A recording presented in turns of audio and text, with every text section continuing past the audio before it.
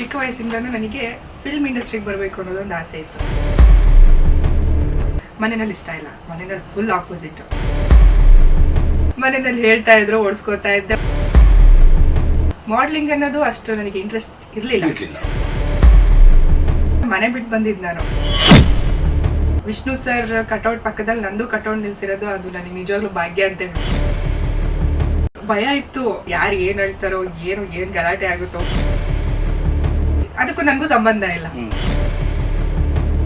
ಅದು ಒಂದು ಬೇಜಾರಿದೆ ನನಗೆ. ಜನಗಳು ತಗೋಬೇಕು ಅದನ್ನ. ಇಷ್ಟು ಸಿನಿಮಾ ಮಾಡಿದೀನಿ, ಯಾರಿಗ್ ಗೊತ್ತು, ಯಾರಿಗೂ ಗೊತ್ತಿಲ್ಲ. ನನಗೆ ಕನ್ನಡ ಬಂದ್ರೂ ಬೇರೆಯವ್ರನ್ನ ಹಾಕೊಂಡು ಡಬ್ಬಿಂಗ್ ಆರ್ಟಿಸ್ಟ್ ಅನ್ನ ಇದು ಮಾಡಿದಾರೆ. ಅವಾರ್ಡ್ ತಗೋಬೇಕು ಅಂತ ನಾನು ಸೈಮಾ ಅವಾರ್ಡ್ ತಗೋಬೇಕು, ಐಫಾ ಅವಾರ್ಡ್ ತಗೋಬೇಕು.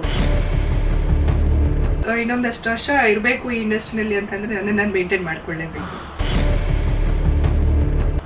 ಈಗ ಒಂದು 10 ರೂಪಾಯಿ ಕೇಳಿದ್ವಿ ಅಂದ್ರೆ 10 ರೂಪಾಯಿ ಕೊಡ್ತಾರೆ. ಇಲ್ಲ ಹಂಗಿಲ್ಲ, 10 ರೂಪಾಯಿ ಕೇಳಿದ್ರೆ ಅದ್ರಲ್ಲಿ ಒಂದು 5 ರೂಪಾಯಿ ಕಮ್ಮಿ ಮಾಡಿ 5 ರೂಪಾಯಿ ಕೊಡ್ತಾರೆ.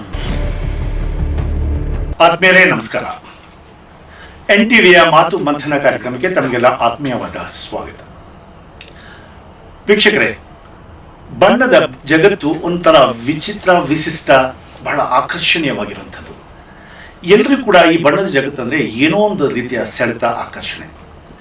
ಅದರಲ್ಲೂ ಯುವ ಜನತೆಗಂತೂ ಸಿನಿಮಾದಲ್ಲಿ ನಟಿಸಬೇಕು, ಮಾಡಲಿಂಗ್ ಕ್ಷೇತ್ರದಲ್ಲಿ ಬರಬೇಕು, ಈ ರೀತಿಯ ಅನೇಕ ಆಸೆಗಳಿರುತ್ತೆ. ಅಂತಹ ಒಂದು ಮಲೆನಾಡಿನ ಪ್ರತಿಭೆ ಸಂಹಿತಾ ವಿನ್ಯ. ಇವತ್ತು ನಮ್ಮ ಜೊತೆ ಇದ್ದಾರೆ ಸಂಹಿತಾ ವಿನ್ಯ. ಅವರನ್ನ ನಮ್ಮ ಕಾರ್ಯಕ್ರಮಕ್ಕೆ ಸ್ವಾಗತ ಮಾಡೋಣ. Samhitha Vinya, welcome to the show. Thank you NTV.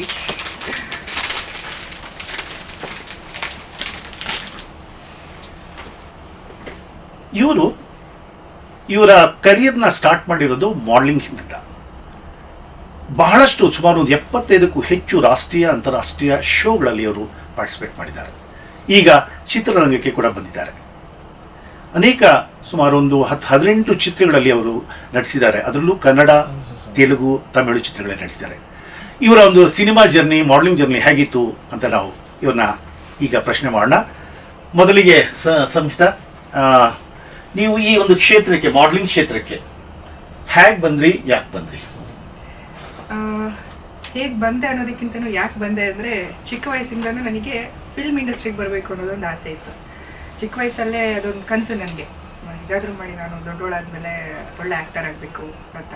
ಮನೆಯಲ್ಲಿ ಇಷ್ಟ ಇಲ್ಲ, ಮನೆಯಲ್ಲಿ ಫುಲ್ ಆಪೋಸಿಟ್. ಹೆಂಗೆ ಅಂತ ಅಂದರೆ, ನಾನೇನಾದರೂ ಡ್ಯಾನ್ಸ್ ಕಾಂಪಿಟೇಷನ್ ಏನೋ ಒಂದಿತ್ತು ಅಂತಂದರೆ ಮನೆಯಲ್ಲಿ ಯಾವುದಕ್ಕೂ ಹೋಗ್ತಿರ್ಲಿಲ್ಲ. ಆದರೂ ನಾನು ಕದ್ದು ಮುಚ್ಚಿ ಹೋಗ್ತಾ ಇದ್ದೆ. ಮನೆಗೆ ಬರ್ತಾ ಇದ್ದೆ, ಸಂಜೆ ಆದ ತಕ್ಷಣ ಓಡಿಸ್ಕೋತಾ ಇದ್ದೆ. ಅಂದರೆ ಎಷ್ಟು ವಯಸ್ಸಲ್ಲಿ ನಿಮಗೆ ಒಂದು ನೃತ್ಯದ ಬಗ್ಗೆ ಆಸಕ್ತಿ? ಒಂದು 5th ಸ್ಟ್ಯಾಂಡರ್ಡಿಂದ. ಸೊ ಆವಾಗಲೇ ನನಗೆ ಡ್ಯಾನ್ಸ್ ಅಂತೆ, ಡ್ರಾಮಾ ಇದೆಲ್ಲನೂ ಫಸ್ಟ್ ಅಂತಂದರೆ ನಾನು ಹೋಗಿ ನಿಲ್ತಾ ಇದ್ದೆ.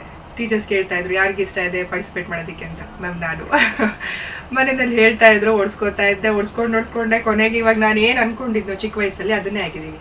ಆ್ಯಕ್ಟರ್ ಆಗಬೇಕಿತ್ತು. ಮಾಡಲಿಂಗ್ ಅನ್ನೋದು ಅಷ್ಟು ನನಗೆ ಇಂಟ್ರೆಸ್ಟ್ ಇರಲಿಲ್ಲ. ಅದು ನಾನು ಏನೋ ಬಯಸದೇ ಬಂದ ಭಾಗ್ಯ ಅಂತ ಹೇಳ್ಬೋದು ಅದನ್ನ. ನನ್ನ ಕಾಲೇಜ್ ಡೇಸ್ ಮುಗೀತು. ಅದಾದ್ಮೇಲೆ ನನ್ನ ಕಾಲೇಜ್ ಫ್ರೆಂಡ್ಸಲ್ಲೇ ಒಂದು ಹಾಸನ್ ಓದ್ತಾ ಇದ್ದಿದ್ದು ಆ ಟೈಮಲ್ಲಿ. ನಾನು ಎಲ್ಲರೂ ಹೇಳಿದ್ರು, ಐಟ್ ಇದೆಯಾ, ಸ್ವಲ್ಪ ನೀನು ಮಾಡಲಿಂಗ್ ಟ್ರೈ ಮಾಡ್ಬೋದಲ್ಲ ಅಂತ. ಸರಿ, ಓಕೆ, ಟ್ರೈ ಮಾಡೋಣ. ಫ್ರೆಂಡ್ಸ್ ಎಲ್ಲ ಸಪೋರ್ಟ್ ಮಾಡ್ತಿದ್ದಾರೆ. ಆ ಟೈಮಲ್ಲಿ ಸ್ಟಾರ್ಟಪ್, ಬಿಗ್ ಬಜಾರ್ ಈ ಥರ ಎಲ್ಲ ಸ್ಟಾರ್ಟ್ ಆಗ್ತಾ ಇತ್ತು. ಮತ್ತೆ ಅಲ್ಲಿ ಕಾಂಪಿಟೇಷನ್ ಕೂಡ ಮಿಸ್ ಹಾಸನ್ ಅಂತ ಏನೋ ಒಂದು ಪ್ರೆಸೆಂಟ್ ಮಾಡ್ತಾ ಇದ್ರು. ಅದಕ್ಕೆಲ್ಲ ಪಾರ್ಟಿಸಿಪೇಟ್ ಮಾಡಿದೆ. ಪ್ರೈಸ್ ಬಂತು, ಫಸ್ಟ್ ಪ್ಲೇಸ್ ಬಂತು. ಅಲ್ಲಿಂದ ನನಗೆ ಇಂಟ್ರೆಸ್ಟ್ ಜಾಸ್ತಿ ಆಯಿತು. ಅದಾದಮೇಲೆ ನನಗೆ ಕೆಲವೊಂದು ಏನು ಈ ಥರ ಬಿಗ್ ಬಜಾರ್ ಮತ್ತೆ ರೆಟ್ರೋ ಈ ಥರ ಎಲ್ಲ ಮೊದಲ ಪ್ರೆಸೆಂಟ್ ಎಲ್ಲ ಫಸ್ಟ್ ಪ್ರೈಸ್. ಹೌದು. ಹಾಗಾಗಿ ಇಂಟ್ರೆಸ್ಟ್ ಬಂದಿದ್ದು ನನಗೆ. ಸೊ ಮಾಡ್ಬೋದಲ್ವಾ, ಓಕೆ, ಹೈಟ್ ಇನ್ನೇನೇನು ಬೇಕೋ ಅದಕ್ಕೆ ಎಲ್ಲ ಲಕ್ಷಣಗಳು ನನ್ನಲ್ಲಿ ಇತ್ತು. ಮತ್ತು ನನಗೂ ಒಂದು ಕಾನ್ಫಿಡೆಂಟ್ ಇತ್ತು, ಓಕೆ ಮಾಡ್ಬೋದು ಅಂತ. ನನ್ನ ಎಜುಕೇಷನ್ ಮುಗೀತು. ಮುಗಿಸಿದ ತಕ್ಷಣ ಬ್ಯಾಂಗ್ಳೂರ್ಗೆ ಬಂದೆ. ಬ್ಯಾಂಗ್ಳೂರ್ ಬಂದಮೇಲೆ ಕೆಲವೊಂದಷ್ಟು ಮಾಡಲಿಂಗ್ ಏಜೆನ್ಸೀಸ್ ಎಲ್ಲ ಕಾಂಟ್ಯಾಕ್ಟ್ ಮಾಡಿ ಅಲ್ಲಿಂದ ಸ್ಟಾರ್ಟಪ್ ಮಾಡಿದೆ. ನೀವೊಂದು ಮಾತು ಹೇಳಿದ್ರಿ ಆಗಲೇ, ಮನೇಲಿ ಇಷ್ಟ ಇರಲಿಲ್ಲ, ಆದರೂ ನನಗೆ ಆಸಕ್ತಿ ಇತ್ತು ನಮ್ಮೊಂದು ಅಂತ. ಈ ಫಸ್ಟ್ ನೀವು ಪ್ಲೇಸ್ ಬಂದಾಗ ಮನೆಯವರ ರಿಯಾಕ್ಷನ್ ಹೇಗಿತ್ತು? ನಿಜ ಹೇಳಬೇಕು ಅಂದರೆ ಮನೆ ಬಿಟ್ಟು ಬಂದಿದ್ದು ನಾನು. ಮನೇಲಿ ಕೇಳ್ದೆ ಮನೆ ಬಿಟ್ಟು ಬಂದು ಒಂದು ಫ್ರೆಂಡ್ ಸಹಾಯದಿಂದ ಅವ್ರ ರೂಮಲ್ಲಿ ಸ್ಟೇ ಆಗಿ ಅಲ್ಲಿಂದ ಮಾಡ್ಲಿಂಗ್ ಏಜೆನ್ಸೀಸ್ನ ಸರ್ಚ್ ಮಾಡಿಕೊಂಡು ಫೋಟೋ ಶೂಟ್ ಮಾಡಿಸಿ ತುಂಬ ಸ್ಟ್ರಗ್ಲಿಂಗ್ ಮಾಡಿದೆ ಸ್ಟಾರ್ಟಿಂಗ್ ಅಂತೂ. ಅದನ್ನೆಲ್ಲ ನೆನೆಸ್ಕೊಂಡ್ರೆ ಹಿಂದೆ ತಿರುಗಿ ನೋಡಿದಾಗ ಪರವಾಗಿಲ್ಲ ಅಲ್ಲ, ಇಷ್ಟೆಲ್ಲ ಸಾಧನೆ ಮಾಡಿದ್ದೀನಿ ಅಂತ ನನಗೆ ಖುಷಿ ಆಗುತ್ತೆ. ಯಾಕಂದ್ರೆ ಯಾರ ಸಪೋರ್ಟು ಇಲ್ಲ, ಯಾರ ಸಪೋರ್ಟ್ ಇಲ್ಲದೆ ಬಂದು ಇಷ್ಟೆಲ್ಲ ಮಾಡಿದ್ದೀನಿ ಅಂದಾಗ ಈಗ ಮನೆಯವ್ರಿಗೂ ಖುಷಿ ಆಗುತ್ತೆ. ಮನೇಲಿ ಚಿಕ್ಕ ವಯಸ್ಸಿಂದ ಅವಳಿಗೆ ಅಷ್ಟೊಂದೆಲ್ಲ ಹೇಳಿದ್ರು ಇವತ್ತು ಮನೆ ಬಿಟ್ಟು ಹೋಗಿ ಈ ಥರ ಎಲ್ಲ ಮಾಡಿದಾಳೆ ಅಂದರೆ ಸರಿ ಬಿಡು ಅವಳು ಆ ಫೀಲ್ಡಲ್ಲೇ ಹೋಗಿ ಅಂತ ಅವರು ಮಾಡ್ಕೊಂಡಿದ್ದಾರೆ. ದೆನ್ ಮೈಸೂರು ದಸರಾನಲ್ಲಿ ಫಸ್ಟು ಬ್ಯಾಂಗ್ಳೂರಿಗೆ ಕಾಲಿಟ್ಟ ಮೇಲೆ ಬಂದಂಥ ಫಸ್ಟ್ ಶೋ ನನಗೆ ಫ್ಯಾಷನ್ ಶೋಸ್, ಅದು ಇದಿಲ್ಲ ಬ್ಯೂಟಿ ಪೆಜೆಂಟ್ ಆ ಥರ ಎಲ್ಲ ಏನೂ ಇಲ್ಲ. ಅಲ್ಲಿಂದ ನನ್ನ ಮಾಡ್ಲಿಂಗ್ ಕರಿಯರ್ ಸ್ಟಾರ್ಟ್ ಆಯಿತು, ರಿಯಲ್ ಮಾಡ್ಲಿಂಗ್ ಕರಿಯರ್. ಅದಾದಮೇಲೆ ಮೂವಿ ಸೈಡು ಸ್ವಲ್ಪ ಕಾನ್ಸಂಟ್ರೇಷನ್ ಮಾಡಿದೆ, ಜೊತೆಗೆ ಮೂವಿನೂ ಮಾಡಿಕೊಂಡು ಈ ಕಡೆ ಮಾಡಲಿಂಗ್ ಕೂಡ ಮಾಡಿಕೊಂಡು ಇಲ್ಲಿವರೆಗೂ ಒಂದು 70 to 75 ಫ್ಯಾಷನ್ ಶೋಸಲ್ಲಿ ಶೋ ಸ್ಟಾಪರ್ ಆಗಿ ವರ್ಕ್ ಮಾಡಿದ್ದೀನಿ. 75 ಮಾಡಿದ್ದೀನಿ. ಅದರಲ್ಲಿ national and international both, national international, London fashion week, Paris fashion week, ಈ ಥರ ಸಾಕಷ್ಟು ಫ್ಯಾಷನ್ ವೀಕ್ಗಳಲ್ಲಿ ಶೋ ಸ್ಟಾಪರ್ ಆಗಿ ವರ್ಕ್ ಮಾಡಿದ್ದೀನಿ. ಆ್ಯಂಡ್ ಇನ್ನೂ ನನಗೆ ಮರ್ತೋಗಿದೆ ಅಷ್ಟು ಫ್ಯಾಷನ್ ಶೋಸ್ಗಳಲ್ಲಿ ಒಂದು 5 ಇಯರ್ಸಲ್ಲಿ ಇಷ್ಟು ವರ್ಕ್ ಮಾಡಿರೋದು ಗ್ರೇಟ್ ಅನ್ಸುತ್ತೆ ನನಗೆ. ಅಲ್ಲಿ ಆ ಮಾಡಲಿಂಗ್ ಫೀಲ್ಡಲ್ಲಿ ಒಳ್ಳೆ ದುಡ್ಡು ಇದೆಯಲ್ಲ ಆ್ಯಕ್ಚುಲಿ? ದುಡ್ಡು ಇದೆ, ರಿಸ್ಕು ಇದೆ, ಎರಡೂ ಇದೆ. ಎಲ್ಲಿ ಜಾಸ್ತಿ ರಿಸ್ಕ್ ಇರುತ್ತೋ ಅಲ್ಲಿ ಜಾಸ್ತಿ ದುಡ್ಡು ಇರುತ್ತೆ. ಅಂದರೆ ಈಗ ಸಿನಿಮಾ ಆ್ಯಕ್ಟಿಂಗ್ ಥರಲ್ಲ, modelling is a totally different field. ಅದು ಅಲ್ಲಿ ಒಂದು ಸಮ್ ಕ್ರೈಟೇರಿಯಾ ಇರುತ್ತೆ, ಇದು ಹೀಗೆ ಇರಬೇಕು. ಒಂಚೂರು ಎಕ್ಸ್ಪ್ಲೇನ್ ಮಾಡಿ, ಏನೇನು ಇರಬೇಕು ಒಬ್ಬ ಮಾಡಲ್ ಆಗಬೇಕಂತ? ಮೇನ್ ನೋಡೋದು ಅಂದರೆ ಹೈಟ್ ಇರಬೇಕು, ಮತ್ತೆ ಹೀಲ್ಸ್ ಅಂತೂ ಕಂಪಲ್ಸರಿ ಹಾಕ್ಲೇಬೇಕು. ಹೌದು. ಮತ್ತಿನ್ನು ಅವ್ರು ಒಂದು ಡಿಸೈನರ್ ಅವ್ರಿಗೆ ಏನು ಕಾಸ್ಟ್ಯೂಮ್ ವೇರ್ ಮಾಡೋಕೆ ಹೇಳ್ತಾರೋ ಅದು ಮಾಡಲೇಬೇಕು ಆಬ್ವಿಯಸ್ಲಿ. ಯಾಕಂದರೆ ಒಂದು ಮಾಡೆಲ್ ಅಂದಾಗ ಅವ್ರು ಏನು ಕಾನ್ಸೆಪ್ಟಲ್ಲಿ ಡಿಸೈನ್ ಮಾಡಿರ್ತಾರೋ ಅದನ್ನೇ ತಾನೇ ಮಾಡೆಲ್ಸ್ಗೆ ಹಾಕೋದು. ಸೊ ಮಾಡೆಲ್ಸ್ ರೆಡಿ ಇಲ್ಲ ಅಂದಮೇಲೆ ನಾಟ್ ಅಗ್ರಿ, ಏನು ಡಿಸೈನರ್ ಅಗ್ರಿ ಮಾಡೋದಿಲ್ಲ. ಸೊ ಅದಕ್ಕೂ ಯಾವುದೇ ಕಾಸ್ಟ್ಯೂಮ್ಸ್ ಹಾಕೋಕ್ಕೆ ಅವರು ರೆಡಿ ಇರಬೇಕು. ಹೌದು. ಮೇನ್ ಅದಕ್ಕೆ ತಕ್ಕನಂಗೆ ಏನೇನು ಪ್ರಾಕ್ಟೀಸ್ ಮಾಡಬೇಕು, ವಾಕ್ ಹೇಗೆ ಮಾಡಬೇಕು ಅದೆಲ್ಲ ಮುಂಚೆನೇ ಕಲ್ತ್ಕೊಂಡು ಬಂದು ಇದು ಮಾಡಿರ್ತೀವಿ. ಮತ್ತು ಮೇನ್ ಅಂತ ಅಂದರೆ ಹೈಟ್ ಅಷ್ಟೇ, ಚೆನ್ನಾಗಿರ್ಬೇಕು, ಚೆನ್ನಾಗಿಲ್ಲ ಅವೆಲ್ಲ ಏನೂ ಇಲ್ಲ, ಹೈಟ್ ಇರಬೇಕು ಮೇನ್. ಎಲ್ಲಿ ಪ್ರತಿಯೊಂದೆಲ್ಲ ನಿಮ್ಮ ದಿನಾನೇ ಕೇಳ್ಪಟ್ಟೆ, ಇವನು ಉಗುರಿಂದ ಹಿಡಿದು ಫೇಸ್ ಗ್ಲೋ ಇರಬೇಕು, ಹಾಗಿರ್ಬೇಕು, ಹೀಗಿರ್ಬೇಕು ಅಂತ ಏನೇನೋ ಕೇಳ್ತಾರಲ್ಲ, ಆ ಥರ ಮೇಂಟೈನ್ ಮಾಡಬೇಕಷ್ಟೇ. ಫ್ಯಾಟಿ ಆ ಥರ ಇದ್ರೆ ಅದೇ ಬೇರೆ ಕ್ಯಾಟಗರಿ. ಸೊ ತುಂಬಾ ಸ್ಲಿಮ್ ಆಗಿರ್ತಾರೆ, ಅದೇ ಬೇರೆ ಕ್ಯಾಟಗರಿ ಮಾಡೆಲ್ಸ್. ಅದರಲ್ಲೂ ಕ್ಯಾಟಗರೀಸ್ ಇದೆಯಾ? ಹೌದು, ಪ್ಲಸ್ ಸೈಜ್ ಮಾಡೆಲ್ ಆ ಥರ ತುಂಬಾ ಇದಾರೆ, ಸಾಕಷ್ಟು. ಎಲ್ಲ ಏನು ಹೇಳೋದಿಕ್ಕೆ ಹೋದ್ರೆ ಬೇಕು, ಬಲ್ಕ್ ಆಗಿದೆ. ತುಂಬಾನೇ ಇದೆ ಅಂತ. ಬಟ್ ಈ ಒಂದು 5 ವರ್ಷ ನೀವು ಅದನ್ನ ಎಂಜಾಯ್ ಮಾಡಿದಿರಾ ನಿಮ್ಮ ಮಾಡಲಿಂಗ್ ಕರಿಯರ್ನ? ನಿಜವಾಗ್ಲೂ ಒಂದ್ ಕಡೆ ಎಂಜಾಯ್ ಮಾಡಿದೆ. ಅದಾದ್ಮೇಲೆ ಸರಿ ಸಾಕು, ನಾನು ಚಿಕ್ಕ ವಯಸ್ಸಿಂದ ಅನ್ಕೊಂಡಿದ್ದೆ ಆಕ್ಟಿಂಗ್ ಫೀಲ್ಡಿಗೆ ಬರಬೇಕು ಅಂತ, ಆ ಕಡೆ ಕಾನ್ಸಂಟ್ರೇಷನ್ ಮಾಡೋಣ ಅಂತ. ಈಗ ಒಂದು 2 years ಆಯ್ತು. ನಿಮ್ಮ ಮೇನ್ ಫೋಕಸ್ ಇದ್ದಿದೆ ಸಿನಿಮಾ, ಸಿನಿಮಾದಲ್ಲಿ ಮಾಡಬೇಕು ಅಂತ. ಬಟ್ ಇದೇನು ಅಂತ ಅಂದ್ರೆ, ಏನೋ ಫ್ರೆಂಡ್ಸ್ ಹೇಳಿದ್ರು, ಸೊ ಅಲ್ಲಿಂದ ಏನೋ ಫಸ್ಟ್ ಪ್ರೈಸ್ ಬಂತು, ಅಲ್ಲಿಂದ ನನಗೆ ಹುಮ್ಮಸ್ ಜಾಸ್ತಿ ಆಯ್ತು, ಸರಿ ಮಾಡೋಣ ಅಂತ ಹೇಳಿ ಮಾಡಿದೆ. ಇಲ್ಲಿವರೆಗೂ ಬಂದಿರೋದು ನನಗೆ ಗೊತ್ತಿಲ್ಲ. ಸೊ ಇಷ್ಟು ಮಾಡಿದ್ದೀನ, ಓಕೆ. ಬಟ್ ಮನೆಯಲ್ಲಿ ಏನು ಅಂತಂದ್ರೆ ಮಾಡ್ಲಿಂಗ್ ಅದ್ರ ಬಗ್ಗೆ ಏನು ಅಷ್ಟು ಐಡಿಯಾನು ಇಲ್ಲ, ಗೊತ್ತಿಲ್ಲ. ಅವರಷ್ಟು ಸಪೋರ್ಟ್ ಮಾಡ್ತಾ ಇರಲಿಲ್ಲ ಮಾಡ್ಲಿಂಗಲ್ಲಿ ನಾ ಕಂಪ್ಲೀಟ್ ಗ್ಲಾಮರ್. ಇವಾಗ ನನ್ನ ಈ ತರ ಫುಲ್ ಕವರ್ ಆಗಿ ನೋಡ್ತಿದ್ದೀರಾ, ನನಗೆ ಇಲ್ಲ ಆಕ್ಚುಲಿ. 2 years ಗ್ಲಾಮರ್ ಬೇಕೇ ಬೇಕು. So you have to fit for everything, like all sort of costumes. So ಅಲ್ಲೂ ಕೂಡ ಈ ಕಾಸ್ಟಿಂಗ್ ಕೌಚ್ ಅನ್ನೋದು ಇದೆಯಾ ಅಲ್ಲಿ? ಇನ್ನೊಂದು ನನಗೆ ಕೇಳ್ತೀರಾ ಅಂತ ಅಂದ್ರೆ, ನಾನು ಒಂದೇ ಡಿಸೈನರ್ ಹತ್ರ ವರ್ಕ್ ಮಾಡಿರೋದು, ಎಲ್ಲ ಡಿಸೈನರ್ಸ್ ಅನ್ನು ವರ್ಕ್ ಮಾಡಿಲ್ಲ. ಸೊ ಹಂಗಾಗಿ ನನಗೆ ಅದ್ರ ಬಗ್ಗೆ ಏನು ಗೊತ್ತೇ ಇಲ್ಲ, ಅದ್ರ ಬಗ್ಗೆ ಏನ್ ಹೇಳ್ಬೇಕು ಅಂತಾನು ಗೊತ್ತಿಲ್ಲ.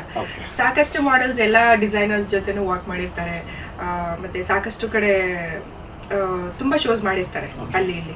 ನಾನು ಒಬ್ರಿಗೆ ಟೈಅಪ್ ಆಗಿ ಒಂದೇ ಕಂಪನಿನಲ್ಲಿ 5 to 6 years ಅವ್ರ ಹತ್ರನೇ ವರ್ಕ್ ಮಾಡಿರೋದ್ರಿಂದ ನನಗೆ ಯಾವುದೇ ರೀತಿ ಎಕ್ಸ್ಪೀರಿಯನ್ಸ್ ಆಗಿಲ್ಲ, ಅನುಭವ ಯಾವ್ದು ಆಗಿಲ್ಲ. ಸೇಫ್ ಅಂತ ಹೇಳ್ಬೋದು, ತುಂಬಾನೇ ಸೇಫ್ ಆಗಿದ್ದೆ. ಸೊ ಅದೊಂದು ನನಗೆ ತುಂಬಾ ಅಡ್ವಾಂಟೇಜ್. ಸೊ ನಾರ್ಮಲಿ ಬೆಂಗಳೂರಲ್ಲಿ ಇರ್ತಿದ್ರೆ ಅಥವಾ ಮುಂಬೈಯಲ್ಲಿ ಆ ತರ ಇರ್ತಿದ್ರಿ? ಸಾಕಷ್ಟು ಕೇರಳ ಕಡೆ, ಇವಾಗೆಲ್ಲ ಜಾಸ್ತಿ ಕೇರಳ ಕಡೆ ತುಂಬಾ ಶೋಸ್ ನಡೀತಾ ಇದೆ. ಕೇರಳದಲ್ಲೇ ಟ್ರಿವಾಂಡ್ರಮ್ ಅಂತ ಜಾಸ್ತಿ ಅಲ್ಲಿ, ಮತ್ತೆ ಗೋವಾ, ಬಾಂಬೆ, ಮತ್ತೆ ಜಾಸ್ತಿ ಅಹಮದಾಬಾದ್, ಬ್ಯಾಂಗ್ಳೂರಲ್ಲೂ ಜಾಸ್ತಿ ನೀವೇ ನೋಡಿದ್ದೀರಾ. ಇವಾಗ ಸ್ವಲ್ಪ ಕಮ್ಮಿ ಆಗಿದೆ, ಮುಂಚೆ ಎಲ್ಲ ಬ್ಯಾಂಗ್ಳೂರಲ್ಲೇ ಜಾಸ್ತಿ ಇದು ಮಾಡ್ತಾ ಇದ್ರು. ಇನ್ನು ದುಬೈ, ಮಲೇಷಿಯಾ, ಶ್ರೀಲಂಕಾ, ಮೆಡ್ಗಾಲ ಅಂತ ಹೇಳ್ಬಿಟ್ಟು ಒಂದು ರೆಪ್ರೆಸೆಂಟ್ ಮಾಡಿದೆ. ಅದು ಬಂದು ಇಡೀ ವರ್ಲ್ಡಲ್ಲೇ ಬಿಗ್ಗೆಸ್ಟ್ ಫ್ಯಾಷನ್ ಶೋ ಅಂತಲೇ ಹೇಳ್ಬೋದು. ವರ್ಷದಲ್ಲಿ ಒಂದು ಸಲ ಆಗುವಂಥದ್ದು ಮೆಡ್ಗಾಲ ಅಂತ ಹೇಳಿ. ಅಂದರೆ ನಮ್ಮ ಕರ್ನಾಟಕದಿಂದ ನಾನು ರೆಪ್ರೆಸೆಂಟ್ ಮಾಡಿದ್ದೆ. ಸೊ ಇದು ನನ್ನ ಡಿಸೈನರ್ ಕಡೆಯಿಂದ. ಸೊ ಅವರು ಕೂಡ ಫಸ್ಟ್ ಡಿಸೈನರ್ ಮೆಡ್ಗಾಲದಲ್ಲಿ, ಅವರು ಕೂಡ ಡಿಸೈನರ್ ಆಗಿ ರೆಪ್ರೆಸೆಂಟ್ ಮಾಡಿದ್ದು. ಅದು ಒಂದು ದೊಡ್ಡ ಅಚೀವ್ಮೆಂಟ್ ಅಂತ ಹೇಳ್ಬೋದು. ಅಲ್ಲಿ ನಿಮ್ಗೆ ಅವಾರ್ಡ್ಸ್ ಆ ಥರದ್ದು ಇರುತ್ತಾ ಈ ಫೀಲ್ಡಲ್ಲಿ ನಿಮಗೆ? ಇಲ್ಲ, ಅವಾರ್ಡ್ಸ್ ಇಲ್ಲ. ಅದು ಬ್ಯೂಟಿ ಪೇಜೆಂಟ್ ಅಂತ ಬಂದಾಗ ಅದು ಬೇರೆ. ನಾನು ಜಸ್ಟ್ ರ್ಯಾಂಪ್ ವಾಕ್ ಅಷ್ಟೇ ಮಾಡ್ತಾ ಇದ್ದಿದ್ದು. ಅದಕ್ಕೂ ಲಾಟ್ ಆಫ್ ಡಿಫ್ರೆನ್ಸ್ ಇದೆ. ಅದೇ ಬೇರೆ, ಇದೇ ಬೇರೆ, ಬಟ್ ಹೆಸರು ಇರುತ್ತೆ. ಹೌದು, ಹೆಸರಿರುತ್ತೆ. ಸೊ ಇದುವರೆಗೂ ಇಷ್ಟು ಶೋಸ್ ಮಾಡ್ಕೊಂಡು ಬಂದಿರೋದು. ಇವಾಗ ಮೂವಿಗಳಲ್ಲಿ ಸ್ವಲ್ಪ ಟ್ರೆಡಿಷನಲ್ ಆಗಿರೋಣ ಅಂತ. ಈ ಮಾಡರ್ನ್ ಕ್ಷೇತ್ರದಲ್ಲಿ ನಿಮಗೆ ಏನಾದರೂ ಒಂದು ಮನಸ್ಸಿಗೆ ಬೇಜಾರಾಗುವಂಥದ್ದು ಅಥವಾ ತುಂಬಾ ಖುಷಿ ಕೊಟ್ಟಂತ ಮೂಮೆಂಟ್ ಏನೋ ಇದೆಯಾ? ಬೇಜಾರಾಗುವಂಥದ್ದಂದ್ರೆ ಇಲ್ಲಿ ನಿದ್ದೆ ಇರಲ್ಲ. ಐ ಮೀನ್ ಮಿಡ್ ನೈಟ್ ತನಕ ಶೋಸ್ ಇರುತ್ತೆ. 2 o'clock 3 o'clock ಮುಗಿಯೋದೇ ಲೇಟಾಗಿ ಹೋಗ್ಬಿಡುತ್ತೆ. ಮತ್ತೆ ಆಫ್ಟರ್ ಪಾರ್ಟಿ, ಮತ್ತೆ ಅಲ್ಲಿ ಮುಗಿಸ್ಕೊಂಡು ಬೆಳಗ್ಗೆ ಮಲ್ಗೋದು ಲೇಟ್ ಆಗುತ್ತೆ. ಮತ್ತೆ ನೆಕ್ಸ್ಟ್ ಡೇ ಫ್ಲೈಟ್ ಇರುತ್ತೆ. ಮತ್ತೆ ಎದ್ದು ನಿದ್ದೆಗಣ್ಣಲ್ಲೇ ಓಡ್ ಬರಬೇಕು. ಇದಂತೂ ತುಂಬಾನೇ ಸ್ಟ್ರಗ್ಲಿಂಗ್ ಅಂತ ಹೇಳ್ಬೋದು. ಹೌದು. ಮತ್ತೆ ಬೆಳಗ್ಗೆನೆ ಎದ್ದೇಳಬೇಕು. ಮಿಡ್ ನೈಟ್ ಫ್ಲೈಟ್, ಅವ್ರು ಯಾವಾಗಲೂ ಮಿಡ್ ನೈಟ್ ಫ್ಲೈಟೇ ಮಾಡೋದು. ಮತ್ತೆ ನೈಟೆಲ್ಲ ನಿದ್ದೆನೇ ಇರೋದಿಲ್ಲ ಆಬ್ವಿಯಸ್ಲಿ. ಅದು ತುಂಬ ಬೇಜಾರು ಅನ್ನಿಸ್ತಿತ್ತು. ಮತ್ತೆ ಅಲ್ಲಿ ಹೋಗಿ ಎಲ್ಲ ರೆಡಿಯಾಗಿ ರ್ಯಾಂಪ್ ಮೇಲೆ ವಾಕ್ ಮಾಡಬೇಕಾದ್ರೆ ಅದೊಂದು ಖುಷಿ ಅನಿಸುತ್ತೆ. ಅದು ತುಂಬ ಖುಷಿ ಕೊಡುವಂಥ ವಿಷಯ. ಯಾವಾಗ ರ್ಯಾಂಪ್ ಮೇಲೆ ಎಲ್ಲರ ಮುಂದ್ಗಡೆ ವಾಕ್ ಮಾಡಬೇಕಾದ್ರೆ ಜಸ್ಟ್ ಒಂದು 5 to 10 minutes ಅಷ್ಟೇ ನಮ್ಮ ಪರ್ಫಾರ್ಮೆನ್ಸ್. ಅದರಲ್ಲಿ ವಾಕ್ ಮಾಡಬೇಕಾದ್ರೆ ಆ ಲೈಟಿಂಗ್ಸ್ ಕಣ್ಣಿಗೆ ಬೀಳೋದು, ಆ ನಮ್ಮ ಲುಕ್ ವೈಸ್, ನಮ್ಮ ಆಟಿಟ್ಯೂಡ್ ವೈಸ್, ಕಾಸ್ಟ್ಯೂಮ್ ವೈಸ್ ಎಲ್ಲ ಇದು ಮಾಡಬೇಕಾದ್ರಂತೂ ವಾವ್ ಅನಿಸುತ್ತೆ. ಸೊ ಅದು ತುಂಬ ಖುಷಿ ಇದೆ ನನಗೆ. ಇನ್ ರಿಸ್ಕ್ ಅಂದರೆ ಅದೇ ಟ್ರಾವೆಲಿಂಗ್ ರಿಸ್ಕ್ ಅಷ್ಟೇ. ಬಟ್ ಈ ಮಾಡಲಿಂಗ್ ಇದರಲ್ಲೂ ಕೂಡ ತುಂಬ ಲಾಂಗ್ ಇದಾಗಿ ನೀವು ಇರೋಕ್ಕಾಗಲ್ಲ. Actually long period you cannot ಅಲ್ಲ. Age also counts. ಇಲ್ಲ, ನಾವು ಹೆಂಗ್ ಮೇಂಟೈನ್ ಮಾಡ್ತೀವಿ ಅದ್ರ ಮೇಲೆ. ನಾವು ಫಿಸಿಕಲಿ ಮೇಂಟೈನ್ ಮಾಡಿಕೊಂಡು ಇದು ಮಾಡಿದ್ರೆ ಓಕೆ, ಮಾಡ್ಕೊಂಡು ಹೋಗ್ಬೋದು. ಸೊ ಇನ್ನೂ ಎತ್ತರಕ್ಕೆ ಬೆಳಿಬೇಕು ಅಂತಂದ್ರೆ ಕಂಪ್ಲೀಟ್ ಆಗಿ ಅದ್ರೊಳಗಡೆ ಇನ್ವಾಲ್ವ್ ಆಗ್ಬಿಡ್ಬೇಕು ನಾವು. ಮಾಡ್ಲಿಂಗ್ ಅದಕ್ಕೇನೆಲ್ಲ ಬೇಕೋ ಪ್ರಿಪ್ರೇಷನ್ ಮಾಡ್ಕೊಳ್ತಾನೆ ಇರಬೇಕು. ಅದರಿಂದ ಸಾಕಷ್ಟು ಆ್ಯಡ್ ಶೂಟ್ಸ್ ಬರುತ್ತೆ, ಫೋಟೋ ಶೂಟ್ಸ್ ಬರುತ್ತೆ. ನ್ಯಾಷನಲ್ ಇಂಟರ್ನ್ಯಾಷನಲ್ ನೋಡಿರ್ಬೋದು ಇವಾಗೆಲ್ಲ. ಜಿಜಿ ಹದೀದ್, ಈಗ ಇಂಟರ್ನ್ಯಾಷನಲ್ ಮಾಡೆಲ್ಸ್ ಎಲ್ಲ, ವಿಕ್ಟೋರಿಯಾ ಸೀಕ್ರೆಟ್ ಮಾಡೆಲ್ಸ್ ಎಲ್ಲ ನೋಡ್ಬೋದು. ಅವ್ರ ಕ್ಯಾಟಗರಿನೇ ಬೇರೆ. ಆ ಲೆವೆಲಿಗೆ ಹೋಗ್ಬೇಕು ಅಂತಂದರೆ ನಾವು ಇವಾಗಲಿಂದನೇ ಸ್ವಲ್ಪ ಸ್ಟೆಪ್ ಬೈ ಸ್ಟೆಪ್ ಹೋಗ್ತಾ ಹೋಗ್ಬೇಕು. ಆ ಮಟ್ಟಿಗೆ ರೀಚ್ ಆಗಿಲ್ಲ. ಸೊ ಇಲ್ಲಿಗೆ ಬಂದ್ಬಿಟ್ಟೆ. ಮೇ ಬಿ ಹೋಗ್ತಾ ಇದ್ರು. ನ್ಯಾಚುರಲಿ ಅದೇನಾಗುತ್ತೆ ಅಂದರೆ ಈ ಮಾಡಲಿಂಗ್ ಇರೋರಿಗೆ ಸಿನಿಮಾದ ಕಡೆ ಒಂದು ಸೆಳೆತ ಇದ್ದೇ ಇರುತ್ತೆ. ಎಲ್ಲರಿಗೂ ಇರಲ್ಲ ಆ್ಯಕ್ಚುಲಿ, ನನಗೆ ಗೊತ್ತಿರೋ ಹಾಗೆ. ಒಬ್ಬೊಬ್ಬರು ಕಂಪ್ಲೀಟ್ ಆಗಿ ಮಾಡಲಿಂಗ್ ಹೋಗ್ಬೇಕು ಅಂತ ಡಿಸೈಡ್ ಮಾಡಿಬಿಟ್ರೆ ಆ ಕಡೆನೇ ಹೋಗ್ಬಿಡ್ತಾರೆ. ಬಟ್ ನನಗೆ ಆಸೆ ಇದ್ದಿದ್ದು ಅನ್ನೋದು ಚಿಕ್ಕ ವಯಸ್ಸಿಂದ ಆ್ಯಕ್ಟಿಂಗ್ ಬರಬೇಕು ಅನ್ನೋದು. ಮಾಡಲಿಂಗ್ ಅನ್ನೋದು ಏನೋ ಅದಾಗೆ ತಾನಾಗೆ ಬಂತು. ಸೊ ಹೋದೆ, ಸ್ವಲ್ಪ ದಿನ ಇದ್ದು ಮತ್ತೆ ಬ್ಯಾಕ್ ಟು ಆ್ಯಕ್ಟಿಂಗ್ ಅಂತ ಈ ಕಡೆ ಬಂದೆ. ಸೊ ನಿಮಗೂ ಯಾವುದೋ ಒಂದು ಪ್ಲೇಸ್ ಬೇಕಾಗಿತ್ತು ಆ ಟೈಮಲ್ಲಿ, ಇನಿಷಿಯಲ್ ಸ್ಟೇಜಲ್ಲಿ. ನಿಮಗೆ ಅನಿವಾರ್ಯತೆ ಇತ್ತು, ಅದು ಸಿಕ್ತು, ಅಲ್ಲಿ ಅದನ್ನ ಯುಟಿಲೈಸ್ ಮಾಡ್ಕೊಟ್ರಿ. ಕರ್ನಾಟಕದ ಹುಡುಗಿ ಕನ್ನಡದಲ್ಲಿ ಬೆಳಿಬೇಕು ಏನಾದರೂ ಮಾಡಿ. ಮಾಡ್ಲಿಂಗ್ ಅನ್ನೋದು ಯಾರಿಗೂ ಅಷ್ಟು ಗೊತ್ತಿಲ್ಲ. ಹೌದು, ಅದು ಸ್ಪೆಷಲಿ ಕನ್ನಡದ ಹುಡುಗಿಯರು ಬಹಳ ಕಡಿಮೆ ಅಂತ ಅನ್ಸುತ್ತೆ. ಹೌದು, ತುಂಬಾ ಕಡಿಮೆ. ಹೌದು, ಯಾರೋ ಶುಭ್ರಾಯಪ್ಪ ಈ ತರ ಕೆಲವರು ಇದ್ದಾರೆ. ಹೌದು, ರಾಗಿಣಿ ದ್ವಿವೇದಿ ಅವರೆಲ್ಲ ಇದ್ದಾರೆ. ಸೊ ಅದು ಬಿಟ್ಟರೆ ನೆಕ್ಸ್ಟ್ ನೀವೇ ಏನೇ ಖುಷಿ ಆಗುತ್ತೆ. ಕನ್ನಡದ ಹುಡುಗಿಯರು ಎಸ್ಪೆಷಲಿ ಈ ಥರದ ಒಂದು ಮಾಡಲಿಂಗ್ ಕ್ಷೇತ್ರದಲ್ಲಿ ಹೆಚ್ಚು ಸಾಧನೆ ಮಾಡ್ತಾ ಇದ್ದಾರೆ. ನಿಜಕ್ಕೂ ಖುಷಿ ಆಗುತ್ತೆ ಅಲ್ವಾ? ಮುಂದಿನ ನಿಮ್ಮ ಸಿನಿಮಾ ಪಯಣದ ಬಗ್ಗೆ ಮಾತಾಡೋದಾದರೆ, ಯಾವ ಸಿನಿಮಾದಲ್ಲಿ ನೀವು ಮೊದಲು ಆ್ಯಕ್ಟ್ ಮಾಡಿರೋದು? ಮೊದಲನೇ ಸಿನಿಮಾ ಆಕ್ಟ್ ಮಾಡಿದ್ದು ಇನ್ನೂ ರಿಲೀಸ್ ಆಗಿಲ್ಲ ಆಕ್ಚುಲಿ ಹೇಳ್ಬೇಕು. ಏನು ಹೆಸರು ಸಿನಿಮಾದ ಹೆಸರು? ಗೌಡರ ದರ್ಬಾರ್. ಗೌಡರ ದರ್ಬಾರ್ ಅಂತ. ಅದೇ ನಾನು ಫಸ್ಟ್ ಸ್ಕ್ರೀನ್ ಶೇರ್ ಮಾಡ್ಕೊಂಡಿದ್ದು. ಅದಕ್ಕಿಂತ ಮುಂಚೆ ಆ್ಯಕ್ಚುಲಿ ಶಾರ್ಟ್ ಮೂವಿ ಅಂತ ಮಾಡಿದ್ದೆ. ಬಟ್ ಶಾರ್ಟ್ ಮೂವಿ ಬೇರೆ, ಇದು ಕಮರ್ಷಿಯಲ್ ಮೂವಿನಲ್ಲಿ ಫಸ್ಟ್ ಟೈಮ್ ಸ್ಕ್ರೀನ್ ಮೇಲೆ ಕಾಣಿಸ್ಕೋಬೇಕಾಗಿದ್ದು ಗೌಡರ ದರ್ಬಾರ್. ಅದು ರಿಲೀಸ್ ಆಗಲಿಲ್ಲ. ಆ ಥ್ರೂಯಿಂದ ನನಗೆ ಬೇರೆ ಮೂವಿ ಸಿಕ್ತು, ಹಾಲು ತುಪ್ಪ ಅಂತ. ಅದು ಸೆಂಚುರಿ ಗೌಡ್ರು, ಗಡ್ಡಪ್ಪ, ಶಶಾಂಕ್ ರಾಜ್ ಸರ್ ಡೈರೆಕ್ಟರು, ಇವರೆಲ್ಲ ಇರೋವಂಥ ಒಂದು ಮೂವಿ. ಫಸ್ಟ್ ಅದು ರಿಲೀಸ್ ಆಯಿತು. ಗೌಡರ ದರ್ಬಾರ್ ಏನೋ ಮಾಡಲಿಲ್ಲ ಶೂಟ್ ಟೈಮಲ್ಲಿ. ಅದಾದ್ಮೇಲೆ ಅದೇ ಮೂವಿಯಿಂದ ಈ ಮೂವಿಗೆ ನನಗೆ ಚಾನ್ಸ್ ಸಿಕ್ತು, ಹಾಲು ತುಪ್ಪ ಮೂವಿನಲ್ಲಿ. ಅಲ್ಲಿಂದ ನನ್ನ ಕೆರಿಯರ್ ಸ್ಟಾರ್ಟ್ ಆಗಿದೆ ಆ್ಯಕ್ಚುಲಿ, ಮೂವಿ ಕರಿಯರ್ ಹೇಳಬೇಕು ಅಂತಂದರೆ. ಶೂಟಿಂಗ್ ಎಲ್ಲ ಆಯಿತು, ಮತ್ತು ಬೇಗನೂ ಕೂಡ ರಿಲೀಸ್ ಮಾಡಿದ್ರು. ಪ್ರಮೋಷನ್ಸ್ ಎಲ್ಲ ತುಂಬ ಚೆನ್ನಾಗಾಯಿತು. ಹೇಗೆ ಓಡ್ತು ಆ ಸಿನಿಮಾ ಹಾಲು ತುಪ್ಪ? ಓಕೆ, ಒಂದು 25 ಡೇಸ್ ಹೋಗಿದೆ. Okay. ಅದೇ ಫಸ್ಟ್ ಮೊದಲನೇ ಸಿನಿಮಾ. ಆಗ್ಲೇ ಖುಷಿ ನನ್ನನ್ನು ನಾನು ದೊಡ್ಡದಾಗಿ ಸ್ಕ್ರೀನ್ 25 ದಿನ ಓಡಿದೆಯಲ್ಲ ಅಂತ. ಹೌದು. ಮತ್ತೆ ಫಸ್ಟ್ ಟೈಮ್ ಆಡಿಯೋ ಲಾಂಚ್ ದಿನನೇ ಖುಷಿ ಆಯ್ತು. ಆ ಟೈಮಲ್ಲಿ ಮನೆಯವ್ರು ಯಾರು ಇಲ್ಲ, ಫ್ಯಾಮಿಲಿ ಯಾರು ಇಲ್ಲ, ಮನೆ ಬಿಟ್ಟು ಬಂದಿರೋದಲ್ಲ ನಾನು, ಹೇಳ್ದೆ ಕೇಳ್ದೆ ಇಷ್ಟ ಇಲ್ದೇನೆ. ಸೊ ಅವ್ರಿಗೆ ನಾನು ಮೂವಿ ಮಾಡ್ತಾ ಇದ್ದಿದ್ದು ಕೂಡ ಗೊತ್ತಿರಲಿಲ್ಲ. ಸ್ಕ್ರೀನ್ ಮೇಲೆ ನೋಡಿದಾಗ ಫೀಲ್ ಆಯ್ತು, ಫ್ಯಾಮಿಲಿ ಎಲ್ಲ ಇರ್ಬೇಕಿತ್ತು ಅಂತ ಅನ್ನಿಸ್ತು. ಅಂದ್ರೆ ಮನೆ ಜೊತೆ ಟಚ್ ಇರ್ಲಿಲ್ವಾ ಇಲ್ಲಿ ಬೆಂಗಳೂರು ಬಂದ್ಮೇಲೆ? ಇಲ್ಲ, ಮಾತಾಡ್ತಾನೆ ಇರ್ಲಿಲ್ಲ. ಮೂವಿ ಒಂದು ರಿಲೀಸ್ ಆದ್ಮೇಲೆ ಸ್ವಲ್ಪ ಸ್ವಲ್ಪ ಮನೆಯವ್ರಿಗೂ ನನಗೂ ಮತ್ತೆ ಮಾತುಕತೆ ಶುರುವಾಗಿದ್ದು. ಇವಾಗೆಲ್ಲ ಖುಷಿ ಆಗ್ತಾರೆ, ಅವರೇ ಬರ್ತಾರೆ ಯಾವಾಗ ಮೂವಿ ರಿಲೀಸ್ ಅಂತ ಹೇಳಿ. ಅದಾದ್ಮೇಲೆ ಹಾಲು ತುಪ್ಪ ಆಯ್ತು. ನೆಕ್ಸ್ಟ್ ರಿಲೀಸ್ ಆದ ತಕ್ಷಣನೇ ನೆಕ್ಸ್ಟ್ ತುಂಬಾ ಸಾಕಷ್ಟು ಮೂವಿಗಳು ಮಾಡ್ಕೊಂಡು ಹೋದೆ. ಹೀರೋಯಿನ್ ಓರಿಯೆಂಟೆಡ್ ಮೂವೀಸ್ ಮಾಡಿದೆ. ಸೀತಮ್ಮ ಬಂದಳು ಸಿರಿಮಲ್ಲಿಗೆ ತೊಟ್ಟು, ಆಮೇಲೆ ಅಮೃತಗಳಿಗೆ ಅಂತ, ಅದೆಲ್ಲ ಹೀರೋಯಿನ್ ಓರಿಯೆಂಟೆಡ್ ಮೂವಿ. ಅವಾರ್ಡ್ ಕೂಡ ಬಂದಿದೆ, ಸ್ಟೇಟ್ ಅವಾರ್ಡ್ ಅಮೃತಗಳಿಗೆ ಮೂವಿ. ಸೀತಮ್ಮ ಬಂದಳು ಹೇಳಿದಾಗ ನನಗೆ ನೆನಪತ್ತು, ನಿಂದೇನೋ ಕಟ್ಔಟ್ ಎಲ್ಲ ನಿಲ್ಸಿದ್ರಂತೆ, ಅದೇನದು? ಅದು ಫ್ಯಾನ್ಸ್ ಕ್ಲಬ್. ಹೌದಾ? ಹೌದು, ಅದು ಒಂದು ದೊಡ್ಡ ಎಲ್ಲಿ ಅದು ವಿಚಾರ. ಇಲ್ಲ, ನಾ ಮಾಡಿರೋಂತ ಎಲ್ಲಾ ಮೂವಿಗಳಿಗೂ ಕಟ್ಔಟ್ ಹಾಕಿದ್ದಾರೆ. ಮೊದಲನೇ ಮೂವಿ ಹಾಲು ತುಪ್ಪ ರಿಲೀಸ್ ಆಯ್ತು, ಆ ಟೈಮಿಂದಾನೇ ಟ್ರೆಂಡ್ ಸ್ಟಾರ್ಟ್ ಆಗ್ಬಿಡ್ತು. ಕಟ್ಔಟ್ ಹಾಕಿದ್ದು. ಆಮೇಲೆ ನೆಕ್ಸ್ಟ್ ಅಮೃತಗಳಿಗೆ ಅಂತ ರಿಲೀಸ್ ಆಯ್ತು, ಅದಕ್ಕೂ ಹಾಕಿದ್ರು. ಸೀತಮ್ಮ ಬಂದಳು ಸಿರಿಮಲ್ಲಿಗೆ ತೊಟ್ಟು, ಅದನ್ನು ಹಾಕಿದ್ರು. ವಿಷ್ಣು ಸರ್ಕಲ್ ಅಂತ ಒಂದು ಮೂವಿ ಮಾಡಿದೆ. ವಿಷ್ಣು ಸರ್ ಕಟ್ಔಟ್ ಪಕ್ಕದಲ್ಲಿ ನಂದು ಕಟ್ಔಟ್ ನಿಲ್ಸಿರೋದು, ಅದು ನನಗೆ ನಿಜವಾಗ್ಲೂ ಭಾಗ್ಯ ಅಂತ ಹೇಳ್ಬೋದು. ಹೇಗೆ ಅನಿಸ್ತು ಫಸ್ಟ್ ಟೈಮ್ ನಿಮ್ಮ ಕಟ್ಔಟ್ ನ ನೀವೇ ನೋಡಿದಾಗ? ಭಯ ಇತ್ತು, ಅಯ್ಯೋ ಇದೇನಪ್ಪ ಮಾಡಿದ್ದಾರೆ. ನನಗೆ ಸರ್ಪ್ರೈಸ್ ಆಕ್ಚುಲಿ. ಹೋಗಿ ಥಿಯೇಟರ್ ಮುಂದೆ ನೋಡ್ತಿದ್ದೀನಿ, ಕಟ್ಔಟ್ ನಿಲ್ಸಿದ್ದಾರೆ. ನನ್ಗೂ ಗೊತ್ತಿಲ್ಲ ಯಾರು ಏನ್ ಹೇಳ್ತಾರೋ, ಏನ್ ಗಲಾಟೆ ಆಗುತ್ತೋ, ಮುಗೀತು ಕತೆ. ತುಂಬಾ ದೊಡ್ಡ ಕಟ್ಔಟ್. ಹೌದು, ಈಗ ಹೀರೋಯಿನ್ ಓರಿಯೆಂಟೆಡ್ ಮೂವಿ ಮಾಡಿದಾಗ ಕಟ್ಔಟ್ ಹಾಕ್ಸೋದು ಬೇರೆ. ಮಹಾಲಕ್ಷ್ಮಿ ಮ್ಯಾಮ್ ಎಲ್ಲ ಹಾಕಿರ್ಬೋದು. ಈಗ ನಮ್ಗೆಲ್ಲ ಈ ತರ ಒಂದು ನ್ಯೂ ಕಮರಿಗೆ ಈ ತರದ ಒಂದು ಸ್ವಾಗತ ಅನ್ನೋದು. ಹೌದು, ನಿಜವಾಗ್ಲೂ ದೊಡ್ಡ ಸ್ವಾಗತ. ಈ ತರ ಇದ್ದಾಗ ಜನಗಳು ಹೇಗ್ ತಗೋತಾರೆ, ಇಂಡಸ್ಟ್ರಿನಲ್ಲಿ ಯಾರು ಎಲ್ಲ ಏನಂತಾರೆ, ಇದೆಲ್ಲ ಸ್ವಲ್ಪ ಭಯ ಇದ್ದೇ ಇತ್ತು. ಸರಿ, ಅದಕ್ಕೂ ನನ್ಗೂ ಸಂಬಂಧ ಇಲ್ಲ.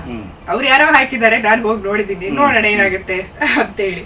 ಬಟ್ ಅದಾದ್ಮೇಲೆ ಅಲ್ಲಿಂದ ಟ್ರೆಂಡ್ ಸ್ಟಾರ್ಟ್ ಆಯ್ತು. ನಾನು ರಿಲೀಸ್ ಆಗೋ ಮೂವಿಗೆಲ್ಲ ಹಾಕೊಂಡೇ ಬಂದಿದ್ದಾರೆ, ಮುಂದೆನೂ ಹಾಕೊಂಡು ಹೋಗ್ತಾರೆ ಅಂತ ಅನ್ಕೊಂಡಿದೀನಿ. ಕನ್ನಡ ಮಾತ್ರ, ಕನ್ನಡದಲ್ಲಿ ಮಾತ್ರ. ಅದೊಂದು ಫಿಲ್ಮ್ಗೆ ಅನ್ಕೊಂಡೆ, ಬಟ್ ಎಲ್ಲಾ ಫಿಲ್ಮ್ಗೆ ರಿಲೀಸ್ ಆಗಿರೋಂತ 5ರಿಂದ 6 ಸಿನಿಮಾ ರಿಲೀಸ್ ಆಗಿದೆ. ಅದರಲ್ಲಿ ಹೀರೋಯಿನ್ ಆಗಿ ಮಾಡಿರೋಂತ ಎಲ್ಲಾ ಸಿನಿಮಾಗಳಿಗೂ 5 ಸಿನಿಮಾಗಳಿಗೂ ಕಟ್ಔಟ್ ಹಾಕಿದ್ದಾರೆ. ಯಾಕಂದ್ರೆ ಇನ್ನು ಮಿಕ್ಕಿದ್ದು ತೆಲುಗು ಮಾಡಿದೀನಿ, ತೆಲುಗುನಲ್ಲೆಲ್ಲ ಇದು ಮಾಡಿಲ್ಲ. ಮೇನ್ ಅಂತಂದ್ರೆ ಕರ್ನಾಟಕದ ಹುಡುಗಿ ಕನ್ನಡ ಅನ್ನೋದೊಂದು ಅಭಿಮಾನ ಎಲ್ಲರಿಗೂ. ಕನ್ನಡದ ಬಗ್ಗೆ ನಿಮ್ಗೆ ಎಷ್ಟು ಅಭಿಮಾನ ಇದೆ? ಈಗ ನಾನು ಮಾತಾಡ್ತಿರೋ ಕನ್ನಡ ಕೇಳ್ತಾ ಇರ್ಬೇಕು, ಕನ್ನಡದಲ್ಲೇ ಮಾತಾಡ್ತಾ ಇದ್ದೀನಿ. ಕನ್ನಡದಲ್ಲಿ ಎಲ್ಲರಿಗೂ ಮಾತಾಡ್ತಾರೆ, ಬಟ್ ಅಭಿಮಾನ ಅನ್ನೋದೇ ಬೇರೆ ಅಲ್ವಾ? ಹೌದು, ಕನ್ನಡ ಎಲ್ಲರೂ ಮಾತಾಡ್ತಾರೆ, ಕನ್ನಡಿಗರಾಗಿ ನಾವು ಕನ್ನಡ ಮಾತಾಡೋದು ಸಹಜ. ಬಟ್ ನಮ್ಮಲ್ಲಿ ಒಂದು ಇದು ಬರುತ್ತೆ, ಕನ್ನಡ ಅನ್ನೋದು ನನ್ನ ಮಾತೃಭಾಷೆ ಅನ್ನುವಂಥದ್ದು ಒಂದು. ಹೌದು, ಅದು ಬಂದೇ ಬರುತ್ತೆ ಎಲ್ಲೋದ್ರು. ಈಗ ನಾವು ಹೊರಗಡೆ ಎಲ್ಲೋ ಫಾರಿನ್ ಹೋದ್ವಿ, ಇಲ್ಲ ಅವ್ರೇನಾದ್ರೂ ಕನ್ನಡದಲ್ಲಿ ಮಾತಾಡಿದ್ರೆ ನಮಗೂ ಒಂಥರ ಖುಷಿ. ಪರವಾಗಿಲ್ಲ, ಇಲ್ಲೂ ನಮ್ಮ ಕನ್ನಡದವ್ರು ಇದ್ದಾರೆ, ಕನ್ನಡದವ್ರು ಇದ್ದು ಅಲ್ಲಿದ್ದು ಇಂಗ್ಲೀಷಲ್ಲಿ ಮಾತಾಡದೆ ಕನ್ನಡದಲ್ಲಿ ಮಾತಾಡಿದಾಗ ಪರವಾಗಿಲ್ಲಪ್ಪ, ನಾವು ಕನ್ನಡ ಮರ್ತಿಲ್ಲ ಇವರು ಅನ್ನೋದು, ಅದು ಒಂದು ಖುಷಿ ಆಗುತ್ತೆ. ನಮ್ಮ ಭಾಷೆನ ನಾವು ಮಾತಾಡೋದಿದ್ದೀನಿ, ಹೌದು, ಎಲ್ಲೋ ಅನಿವಾರ್ಯತೆ ಇದ್ದಾಗ ನಾವು ಬೇರೆ ಭಾಷೆನ ಬಳಸೋಣ, ಅವ್ರಿಗೆ ಗೊತ್ತಿಲ್ಲ ಅಂದಾಗ.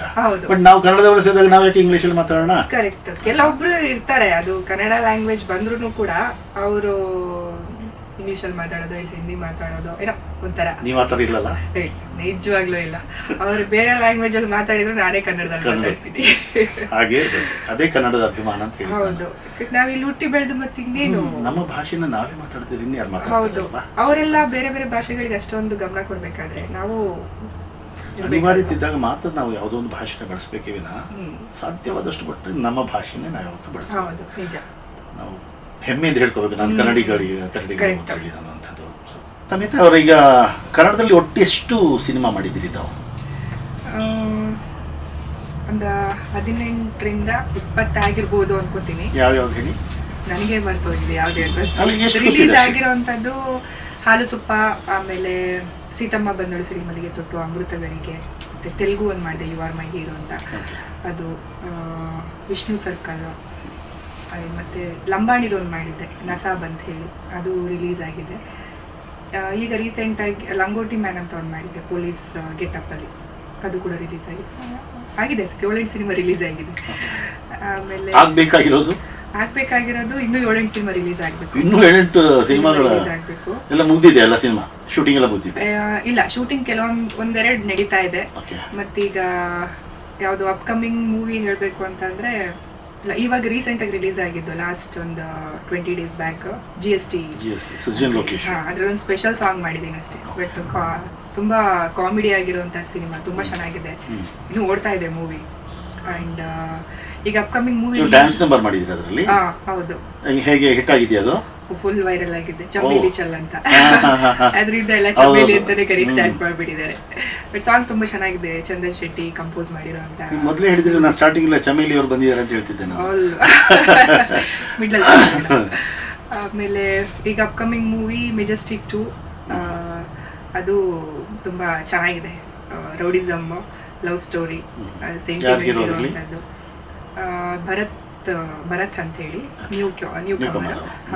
ಶಿಲ್ಪಾ ಶ್ರೀನಿವಾಸ್ ಸರ್ ಅವರ ಮಗ ಹೊಸದಾಗಿ ಇಂಟ್ರಡ್ಯೂಸ್ ಮಾಡ್ತಾ ಇದ್ದಾರೆ ಅವ್ರನ್ನ. ಅದಾದಮೇಲೆ ಆಯುಧ ಅಂತ ಒಂದು ಮೂವಿ, ಮತ್ತು ತಮಿಳಲ್ಲಿ ಮಿಕ್ಸಿಂಗ್ ಕಾದಲ್, ಕನ್ನಡದಲ್ಲಿ ಮಿಕ್ಸಿಂಗ್ ಪ್ರೀತಿ, ಸ್ವಾಭಿಮಾನಿ ಅಂತ ಒಂದು, ಅದು ಅವಾರ್ಡ್ ಫೋಕಸ್ ಮಾಡಿರುವಂಥ ಮೂವಿ, ಅದು ರಿಲೀಸಿಗೆ ರೆಡಿ ಇದೆ. ಇನ್ನೊಂದು ಸಾಕಷ್ಟು ಮೂವಿಗಳು ರಿಲೀಸಿಗೆ ರೆಡಿ ಇದೆ. ಹೆಸರುಗಳು ನನಗೆ ನೆನಪಿಲ್ಲ. ಅಷ್ಟೊಂದು ಬ್ಯುಸಿ ಆಗಿದ್ದೀರಾ, ಅಷ್ಟೊಂದು ಮೂವಿ ಮಾಡ್ತಾ ಇದ್ದೀರಾ. ಹೌದು. ಈಗ ನೀವು ಈ ಸಿನಿಮಾ ಬರಬೇಕು ಅಂತ ಹೇಳಿದ್ರೆ ನೀವೇನಾದರೂ ಆಕ್ಟಿಂಗ್ ಕೋರ್ಸ್ ಏನಾದರೂ ಮಾಡ್ಕೊಂಡಿದ್ದೀರಾ? ಖಂಡಿತ ಇಲ್ಲ. ಚಿಕ್ಕ ವಯಸ್ಸಲ್ಲೇ ನಾನು ಆಕ್ಟಿಂಗ್ ಕಲ್ತ್ಕೊಳ್ತಾ ಇದ್ದೆ. ಟಿವಿನಲ್ಲಿ ಏನೋ ಒಂದು ಡೈಲಾಗ್ಸ್ ಬರ್ತಾ ಇತ್ತು, ಅದನ್ನ ನಾನು ಬರ್ಕೊಂಡು ಅದನ್ನ ನನಗೆ ನಾನೇ ಮಿರರ್ ಮುಂದೆ ನಿಂತ್ಕೊಂಡು ಹೇಳೋದು, ಅವ್ರ ತರನೇ ಈ ತರ ಎಲ್ಲ ಮಾಡ್ತೀನಿ. ಚಿಕ್ಕ ವಯಸ್ಸಿಂದ ಅದೊಂದು ಇಂಟ್ರೆಸ್ಟ್. ಮನೆಯಲ್ಲಿ ಒಂದು ರೂಮ್ ಬಾಗ್ಲ ಹಾಕೋಬಿಟ್ಟು ಡೈಲಾಗ್ ಎಲ್ಲ ಬರ್ಕೊಂಡು ದರ್ಶನ್ ಫ್ಯಾನ್ ನಾನು ಚಿಕ್ಕ ವಯಸ್ಸಿಂದ. ದರ್ಶನ್ ರಕ್ಷಿತಾ ಆ ಟೈಮಲ್ಲಿ. ಮೆಜೆಸ್ಟಿಕ್ ಅಲ್ಲಿ ನೋಡಿದ್ರಾ? Majestic cinema? ಹೌದು, ನೋಡಿದ್ದೀನಿ. ಫಸ್ಟ್ ಸಿನಿಮಾ ಅದು ನೋಡಿದ್ದೀನಿ. ಅದು ಮತ್ತೆ ಅವ್ರದ್ದು ಮಾಸ್ ಡೈಲಾಗ್ ಎಲ್ಲ ಬರ್ತಾ ಇತ್ತು ದರ್ಶನ್ ಸರ್ದು. ಆವಾಗಲೇ ಅವ್ರ ಮಾಸ್ ಡೈಲಾಗ್ ಎಲ್ಲ ಬರೆದಿಟ್ಕೊಂಡು ಸ್ವಲ್ಪ ಎಲ್ಲ ಇದು ಮಾಡ್ತಾ ಇದ್ದೆ. ತುಂಬಾ ಡೈಲಾಗ್. ಯಾವುದು ಮಾಸ್ ಡೈಲಾಗ್ ನೆನಪಿದ್ಯಾ? ಇದ್ರೆ ಒಂದು ಹೇಳಿ ನೋಡೋಣ. ಇವಾಗ ಹೇಳಿದ್ರೆ ಅದು ಚೆನ್ನಾಗಿರಲ್ಲ, ಆ ಟೈಮಲ್ಲಿ ಹೇಳಿದ್ರೆ ಚೆನ್ನಾಗಿರ್ತಾ ಇತ್ತು. ಆಮೇಲೆ ಅದೇ ಥರ ಇಂಟ್ರೆಸ್ಟ್ ಬಂದಿದ್ದು ನನಗೆ. ಎಕ್ಸ್ಟ್ರಾ ಆ್ಯಕ್ಟಿಂಗ್ ಕ್ಲಾಸ್ಗಂತೆಲ್ಲ ಏನೂ ಹೋಗಿಲ್ಲ. ಅದಾದಮೇಲೆ ಒಂದು ಸಿನಿಮಾದಲ್ಲಿ ಆ್ಯಕ್ಟಿಂಗ್ ಡೈರೆಕ್ಟರ್ ಸರ್ಗೂ ಇಷ್ಟ ಆಯಿತು. ಅದಾದಮೇಲೆ ನನಗೂ ಕಾನ್ಫಿಡೆನ್ಸ್ ಬಂತು, ಓಕೆ ನಾನು ಆ್ಯಕ್ಟಿಂಗ್ ಮಾಡ್ತೀನಿ ಅಂತ. ಅದಾದಮೇಲೆ ಡೈಲಾಗ್ ಕೊಟ್ಟಾಗ ನನಗೆ ನಾನೇ ಪ್ರಿಪ್ರೇಷನ್ ಮಾಡ್ಕೊಳ್ತಾ ಇದ್ದೆ, ಯಾವ ರೀತಿ ಇರಬೇಕು ಆ ಥರ. ಹಿಂಗೆ ಆ್ಯಕ್ಟಿಂಗ್ ಕಲ್ತಿದ್ದು ನಾನು. ಈಗ ನೀವು ಮಾಡಿರೋ ಇಷ್ಟು ಸಿನಿಮಾಗಳಲ್ಲಿ ಅಂದರೆ ಹೀರೋಯಿನ್ ಓರಿಯೆಂಟೆಡ್ ಸಿನಿಮಾಗಳು ಮಾಡಿದ್ದೀರಿ ಅಂತ ಹೇಳಿರಲ್ಲ, ಯಾವುದದು ಸಿನಿಮಾ? ಅದು ಸೀತಮ್ಮ ಬಂದಳು ಸಿನಿಮಾಲಿಗೆ ತುಟ್ಟು, ಅದು ಅಮೃತಗಳಿಗೆ, ಅದೆಲ್ಲ ಒಂದು ಬಂಜೆ ಪಾತ್ರ ಅಮೃತಗಳಿಗೆ. ಸೀತಮ್ಮದಲ್ಲೂ ಕೂಡ ಏನು ಗಂಡ ಇರಲ್ಲ, ವಿಧವೆ ಪಾತ್ರ. ಡಿಫ್ರೆಂಟ್ ಆಗಿತ್ತು ರೋಲ್ಸ್ ಎಲ್ಲ. ಅದು ಅದರಲ್ಲಂತೂ ಫುಲ್ ಕಂಪ್ಲೀಟ್ ಆಗಿ ಮಂಗಳೂರು ಸೈಡೇ ಆಗಿದ್ದು. 2 ಸಿನಿಮಾಗಳು ಮಂಗಳೂರು ಸೈಡ್ ಆಗಿದ್ದು, ಬಟ್ ಚೆನ್ನಾಗಿತ್ತು. ಮತ್ತು ಹಾಲು ತುಪ್ಪದಲ್ಲಿ ಕಂಪ್ಲೀಟ್ ಹಳ್ಳಿ ಪಾತ್ರ. ಆಮೇಲೆ ವಿಷ್ಣು ಸರ್ಕಲ್ ಅಂತ ಮಾಡಿದೆ, ಅದರಲ್ಲಿ ಕಾಲೇಜ್ ಹುಡುಗಿ. ಒಂದೊಂದರಲ್ಲೂ ಒಂದೊಂದು ಥರ ಪಾತ್ರದಲ್ಲಿ ಕಾಣಿಸ್ಕೊಂಡಿದ್ದೀನಿ. ಲಂಗೋಟಿ ಮ್ಯಾನ್ ಅಂತ ಒಂದು ಮಾಡಿದೆ, ಅದು ಕಂಪ್ಲೀಟ್ ಸ್ಟ್ರಿಕ್ಟ್ ಆಗಿರೋ ಏನು ಪೊಲೀಸ್ ಆಫೀಸರ್ ಅಂತಾನೆ, ಫುಲ್ ಖಡಕ್ ಪೊಲೀಸ್ ಆಫೀಸರ್ ಅದರಲ್ಲಿ. ಅದಾದ್ಮೇಲೆ ಸ್ವಲ್ಪ ಗ್ಯಾಪ್ ಬಂತು. ಒಂದು GST ಸಿನಿಮಾದಲ್ಲಿ ಸ್ಪೆಷಲ್ ಆಗಿ ಯಾವುದಾದ್ರೂ ಒಂದು ಗೆಸ್ಟ್ ಎಂಟ್ರಿ ತರ ಇರಲಿ ಅಂತ ಹೇಳಿ ಅದ್ರ ಸಾಂಗ್ ಒಪ್ಕೊಂಡು ಮಾಡಿದೆ. ನಮ್ಮನೆ ಡಾನ್ಸ್ ನಂಬರ್ಸ್ ಎಲ್ಲ, ಯಾಕಂದ್ರೆ ಎಷ್ಟೋ ಸಲ ನಿಮ್ಮ ಸಿನಿಮಾದಲ್ಲಿ ಹಿಟ್ ಆಗಲಿ ಅಂದ್ರೆ ಡಾನ್ಸ್ ನಂಬರ್ಗಳು ಹಿಟ್ ಆಗ್ಬಿಡುತ್ತೆ. ಹೌದು, ಅದು ಟ್ರೆಂಡ್ ಅಲ್ಲಿ ಇದೆ, ಎಲ್ಲಾ ಭಾಷೆಗಳಲ್ಲೂ ಮಾಡ್ತಾರೆ. ಒಂದೇ ಒಂದು ಹಾಡಿಂದನೇ ತುಂಬಾನೇ ಹಿಟ್ ಆಗ್ಬಿಡುತ್ತೆ. ಆಕ್ಚುಲಿ ಹೇಳ್ಬೇಕು ಅಂದ್ರೆ ನಿಜವಾಗ್ಲೂ ಒಂದು ಸಾಂಗ್ ಇಂದಾನೆ ವೈರಲ್ ಆಗಿದೆ ಅಂತ ಅನ್ಕೊಳ್ತೀನಿ. ನಾನು ಇನ್ನೊಂದು ಸಿನಿಮಾದಲ್ಲಿ ಲಂಬಾಣಿ ಗೆಟಪ್ ಅಲ್ಲಿ ಕಾಣಿಸ್ಕೊಂಡಿದ್ದೀನಿ, ಅದು ಒಂದು ವಿಭಿನ್ನ ಪಾತ್ರ ಅಂತಾನೆ ಹೇಳ್ಬೋದು. ಮತ್ತು ಈಗ ಅಪ್ಕಮಿಂಗ್ ಮೂವಿನಲ್ಲೆಲ್ಲ ಮೆಜೆಸ್ಟಿಕ್ 2 ಮೂವಿನಲ್ಲಿ ಕಂಪ್ಲೀಟಾಗಿ ಗಾರ್ಮೆಂಟಲ್ಲಿ ಕೆಲಸ ಮಾಡುವಂಥ ಒಂದು ಹುಡುಗಿ, ಅದು ಕಂಪ್ಲೀಟ್ ಗೆಟಪ್ ಇದ್ದೀನಿ. ಮಧ್ಯಮ ವರ್ಗದ ಒಂದು ಹೆಣ್ಮಗಳು. ಕಂಪ್ಲೀಟ್ ಮಧ್ಯಮ ವರ್ಗನೂ ಇಲ್ಲ, ಫುಲ್ ತುಂಬ ಬಡವರಾಗಿರ್ತೀನಿ ಆ ಥರ. ಆಮೇಲೆ ಸ್ವಾಭಿಮಾನಿ ಅಂತ, ಅದರಲ್ಲಿ ಒಂದು ಮದುವೆ ಆಗಿರ್ತೀನಿ. ಒಂದು ಏನು ಅಂದರೆ ಮನೆ ಕಡೆ ಏನು ಇರೋದಿಲ್ಲ, ಪತ್ರಕರ್ತನ ಹೆಂಡತಿ ಆಗಿರೋವಂಥ ಪಾತ್ರ. ತುಂಬ ಚೆನ್ನಾಗಿದೆ ಅದು. ಅದು ಒಂದು ಈಗ ತಮಿಳ್ ಒಂದು ಮಾಡ್ತಾ ಇದ್ದೀನಿ, ಹಿಡನ್ ಕ್ಯಾಮ್ರಾ ಅಂತ ಹೇಳಿ. ಅದರಲ್ಲಿ ಮೂಗಿ ಕ್ಯಾರೆಕ್ಟರ್, ಏನು ಮಾತು ಬರೋದಿಲ್ಲ. ನೀವು ಹೇಳೋದನ್ನ ನೋಡಿದ್ರೆ ನಿಮ್ಗೆಲ್ಲ ವೆರೈಟಿ ಸಿಕ್ಕಿದೆ ನನಗೆ, ಪಾತ್ರಗಳು ಸಿಗ್ತಾ ಇದೆ. ಒಂದು ಪಾತ್ರಕ್ಕೆ ನಟನೆ ಅನ್ನೋದು ಇಟ್ಸ್ ನಾಟ್ ಸೋ ಈಸಿ, ತುಂಬಾ ಸುಲಭ ಅಂತೂ ಖಂಡಿತ ಅಲ್ಲ. ಒಂದು ಪಾತ್ರಕ್ಕೆ ಯಾವ ರೀತಿಯ ತಯಾರಿಯನ್ನ ಮಾಡ್ಕೋತೀರಿ ನೀವು ಅಂತ? ತಯಾರಿ ನಾನು ಫಸ್ಟ್ ಅವ್ರೇನಾದ್ರೂ ಕಾನ್ಸೆಪ್ಟ್ ಹೇಳಿದಾಗ ಮೂವಿಗಳು ನೋಡಕ್ ಹೋಗಲ್ಲ. ಈ ಥರ ಕಾನ್ಸೆಪ್ಟ್ ಇದೆ, ಇಂಥವ್ರ ಮೂವಿ ಇದೆ ನೋಡಿ ಅಂತ ಹೇಳ್ತಾರೆ ಅವರು. ಬಟ್ ನಾನಾಗಿ ಆ ಪಾತ್ರದಲ್ಲಿದ್ದಾಗ ನನ್ನ ಕ್ಯಾರೆಕ್ಟರ್ ಯಾವ ಥರ ಇರುತ್ತೆ ನಾನೇ ಇಮ್ಯಾಜಿನ್ ಮಾಡ್ಕೊಳ್ತೀನಿ. ಈಗ ಅವ್ರನ್ನ ನೋಡಿ ಕಲಿಯೋದು ಬೇರೆ, ನಮ್ಮನ್ನು ನಾವೇ ತಯಾರಿ ಮಾಡ್ಕೊಳ್ಳೋದು ಬೇರೆ ಅಂತ ನನ್ನ ಒಂದು ಅಭಿಪ್ರಾಯ. ಆ ರೀತಿ ರೆಡಿ ಆಗ್ತೀನಿ ಅಷ್ಟೇ. ಒಂದು ಲಂಬಾಣಿ ಕ್ಯಾರೆಕ್ಟರ್ ಅಂತ ಅಂದರೆ ಮಾಮೂಲಿ ಲಂಬಾಣಿ, ನಾನೇ ಲಂಬಾಣಿ ಆಗಿದ್ರೆ ರಿಯಲ್ ಆಗಿ ನಾನು ಹಿಂಗಿರ್ತಾ ಇದ್ದೆ. ಒಂದು ಪೊಲೀಸ್ ಆಗಿದ್ರೆ ನಾನೇ ಏನಾದರೂ ರಿಯಲ್ ಆಗಿ ಪೊಲೀಸ್ ಆಗಿದ್ರೆ ಹೆಂಗಿರ್ತಾ ಇದ್ದೆ. ಈಗ ಒಂದು ಪಾತ್ರವನ್ನ ನೀವು ಆವಾಹನೆ ಮಾಡ್ಕೋಬೇಕಂದ್ರೆ ಅಬ್ಸರ್ವೇಷನ್ ಇಸ್ ವೆರಿ ಇಂಪಾರ್ಟೆಂಟ್. ಒಬ್ಬ ನಟ ನಟಿಗೆ ಅಬ್ಸರ್ವೇಷನ್ ಇಸ್ ವೆರಿ ಇಂಪಾರ್ಟೆಂಟ್. ನಿಮ್ಮ ದೈನಂದಿನ ಜೀವನದಲ್ಲಿ ಆಗುವಂತ ಎಲ್ಲಾ ಇದನ್ನ ನೀವು ಅಬ್ಸರ್ವ್ ಮಾಡ್ತಾ ಇರಬೇಕು. ಅದು ನಿಮಗೆ ಒಂದು ದಿನ ಯಾವುದೋ ಒಂದು ಪಾತ್ರಕ್ಕೆ ನಿಮಗೆ ಅದು ಹೌದು. ಕಾನ್ಸೆಪ್ಟ್ ಇಟ್ಕೊಂಡು ನೋಡಕ್ ಹೋಗಲ್ಲ. ಈಗ ಪಾತ್ರಗಳು ಸಾಕಷ್ಟು ಜನ ಹೋಗ್ತಿರ್ತಾರೆ, ಬರ್ತಿರ್ತಾರೆ, ನೋಡ್ತಿರ್ತೀವಿ, ನಾವು ಮಾತಾಡ್ತಾ ಇರ್ತೀವಿ, ಅವರೆಲ್ಲ ಅಬ್ಸರ್ವ್ ಮಾಡ್ತೀವಿ ಅಷ್ಟೇ. ಈಗ ಆ ಟೈಮಲ್ಲಿ ಈ ತರ ಪಾತ್ರ ಅಂತ ಹೇಳ್ಬಿಟ್ಟು ನಮಗೆ ಮೈಂಡ್ ಅಲ್ಲಿ ಬರೋದಿಲ್ಲ. ಯಾವ್ದಾದ್ರು ಒಂದು ಪಾತ್ರ ಬಂದಾಗ ಅವ್ರು ಈ ತರ ಇದ್ರಲ್ವಾ ಅವತ್ತು, ಓಕೆ ಸರಿ, ಅವ್ರು ಈ ತರ ಇದ್ರು, ಅದೇ ನಾನಾಗಿದ್ರೆ ಯಾವ ತರ ಇರ್ತೀನಿ, ಅವ್ರದ್ದು ಬೇಡ, ನಾನಾಗಿ ಏನಾದ್ರು ಅದೇ ಇದ್ರಲ್ಲಿದ್ರೆ ಯಾವ ತರ ಇರ್ತೀನಿ, ಆ ತರ ತಗೊಂಡು ನಾನು ಪಾತ್ರದಲ್ಲಿ ಇನ್ವಾಲ್ವ್ ಆಗ್ತೀನಿ. ಯಾಕೆಂದ್ರೆ ಒಂದು ಪಾತ್ರಕ್ಕೆ ಪರಕಾಯ ಪ್ರವೇಶ ಅಂತ ಹೇಳ್ತೀವಿ, ಒಂದು ಪಾತ್ರವೇ ನಾವಾಗೋದು. ಈಗ ಬಹಳ ದೊಡ್ಡ ಆಕ್ಟರ್ಗಳನ್ನ ನೋಡಿದಾಗ ನಮಗೆ ಆ ವ್ಯಕ್ತಿ ಕಾಣೋದೇ ಇಲ್ಲ.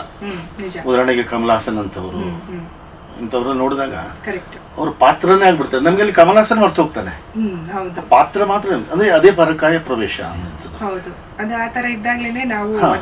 ನಮಗೆ ಆ ವ್ಯಕ್ತಿ ಕಾಣೋದೇ ಇಲ್ಲ ಅಲ್ಲಿ, ಆ ನಟ ಕಾಣೋದೇ ಇಲ್ಲ ಅಲ್ಲಿ.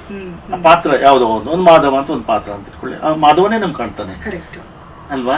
ಆ ಥರದ ಒಂದು ಇನ್ವಾಲ್ವ್ಮೆಂಟ್, ಸ್ಪೆಷಲಿ ಈ NST, ರಂಗಾಯಣ, ನೀನಾಸಂ ಈ ಥರ ಇದರಲ್ಲಿ ಕೋರ್ಸ್ ಮಾಡ್ಕೊಂಡು ಬಂದವರಲ್ಲಿ ಸುಮಾರು ಜನ ಇದ್ದಾರೆ ನಮ್ಮ ಆಕ್ಟರ್ಸ್. ಬಟ್ ಅವ್ರು ಆಕ್ಟ್ ಮಾಡೋದು ನೋಡಿದ್ರೆ ಗೊತ್ತಾಗ್ಬಿಡುತ್ತೆ, ಅಂದ್ರೆ ಅವ್ರು ಅಷ್ಟು ಪಾತ್ರದ ಒಳಗಡೆನೆ ಇನ್ವಾಲ್ವ್ ಆಗಿರ್ತಾರೆ. ಈಗ ನಾವೇ ಅವ್ರನ್ನ ನೋಡಿದಾಗ ನಾವು ಒಂದು ಆಕ್ಟಿಂಗ್ ಅಂತ ಕಲಿಬೇಕಿತ್ತಲ್ವಾ ಅಂತ ಅನ್ಸುತ್ತೆ ಅವ್ರನ್ನೆಲ್ಲ ನೋಡಿದಾಗ. ಆಕ್ಚುಲಿ ನಾನು ಕಲ್ತಿಲ್ಲ, ಅವ್ರನ್ನೆಲ್ಲ ನೋಡಿದಾಗ ಅನ್ಸುತ್ತೆ ಇವಾಗ ಮತ್ತೆ ಕಲ್ತು ಮತ್ತೆ ಬರೋಷ್ಟೊತ್ತಿಗೆ ಲೇಟಾಗಿ ಹೋಗ್ಬಿಡುತ್ತೆ, ಹಂಗೆ ಅನ್ಸುತ್ತೆ ನನಗೆ. ಸೊ ನಿಜವಾಗ್ಲೂ ಕಲ್ತ್ಬಿಟ್ಟು ಬರೋದೇ ಒಳ್ಳೇದು. ಯಾರು ಆಕ್ಟಿಂಗ್ ಮಾಡ್ಲಿ, ಫಸ್ಟ್ ಏನು ಆಕ್ಟಿಂಗ್ ಕೋರ್ಸಿಗೆ ಬೇಕಾಗಿರುವಂತ ಏನೆಲ್ಲ ಫೆಸಿಲಿಟೀಸ್ ಬೇಕೋ ಅದನ್ನೆಲ್ಲ ಯೂಸ್ ಮಾಡ್ಕೊಂಡು ಅದಾದ್ಮೇಲೆ ಎಂಟ್ರಿ ಆದ್ರೆ ಇನ್ನೂ ಚೆನ್ನಾಗಿರುತ್ತೆ. ಪಾತ್ರಕ್ಕೆ ನ್ಯಾಯ ಸಲ್ಲಿಸಬಹುದು ಅಲ್ವಾ. ಅದೇ ಹೇಳಿದೆ, ಆ ಪಾತ್ರವೇ ತಾನಾಗೋದು.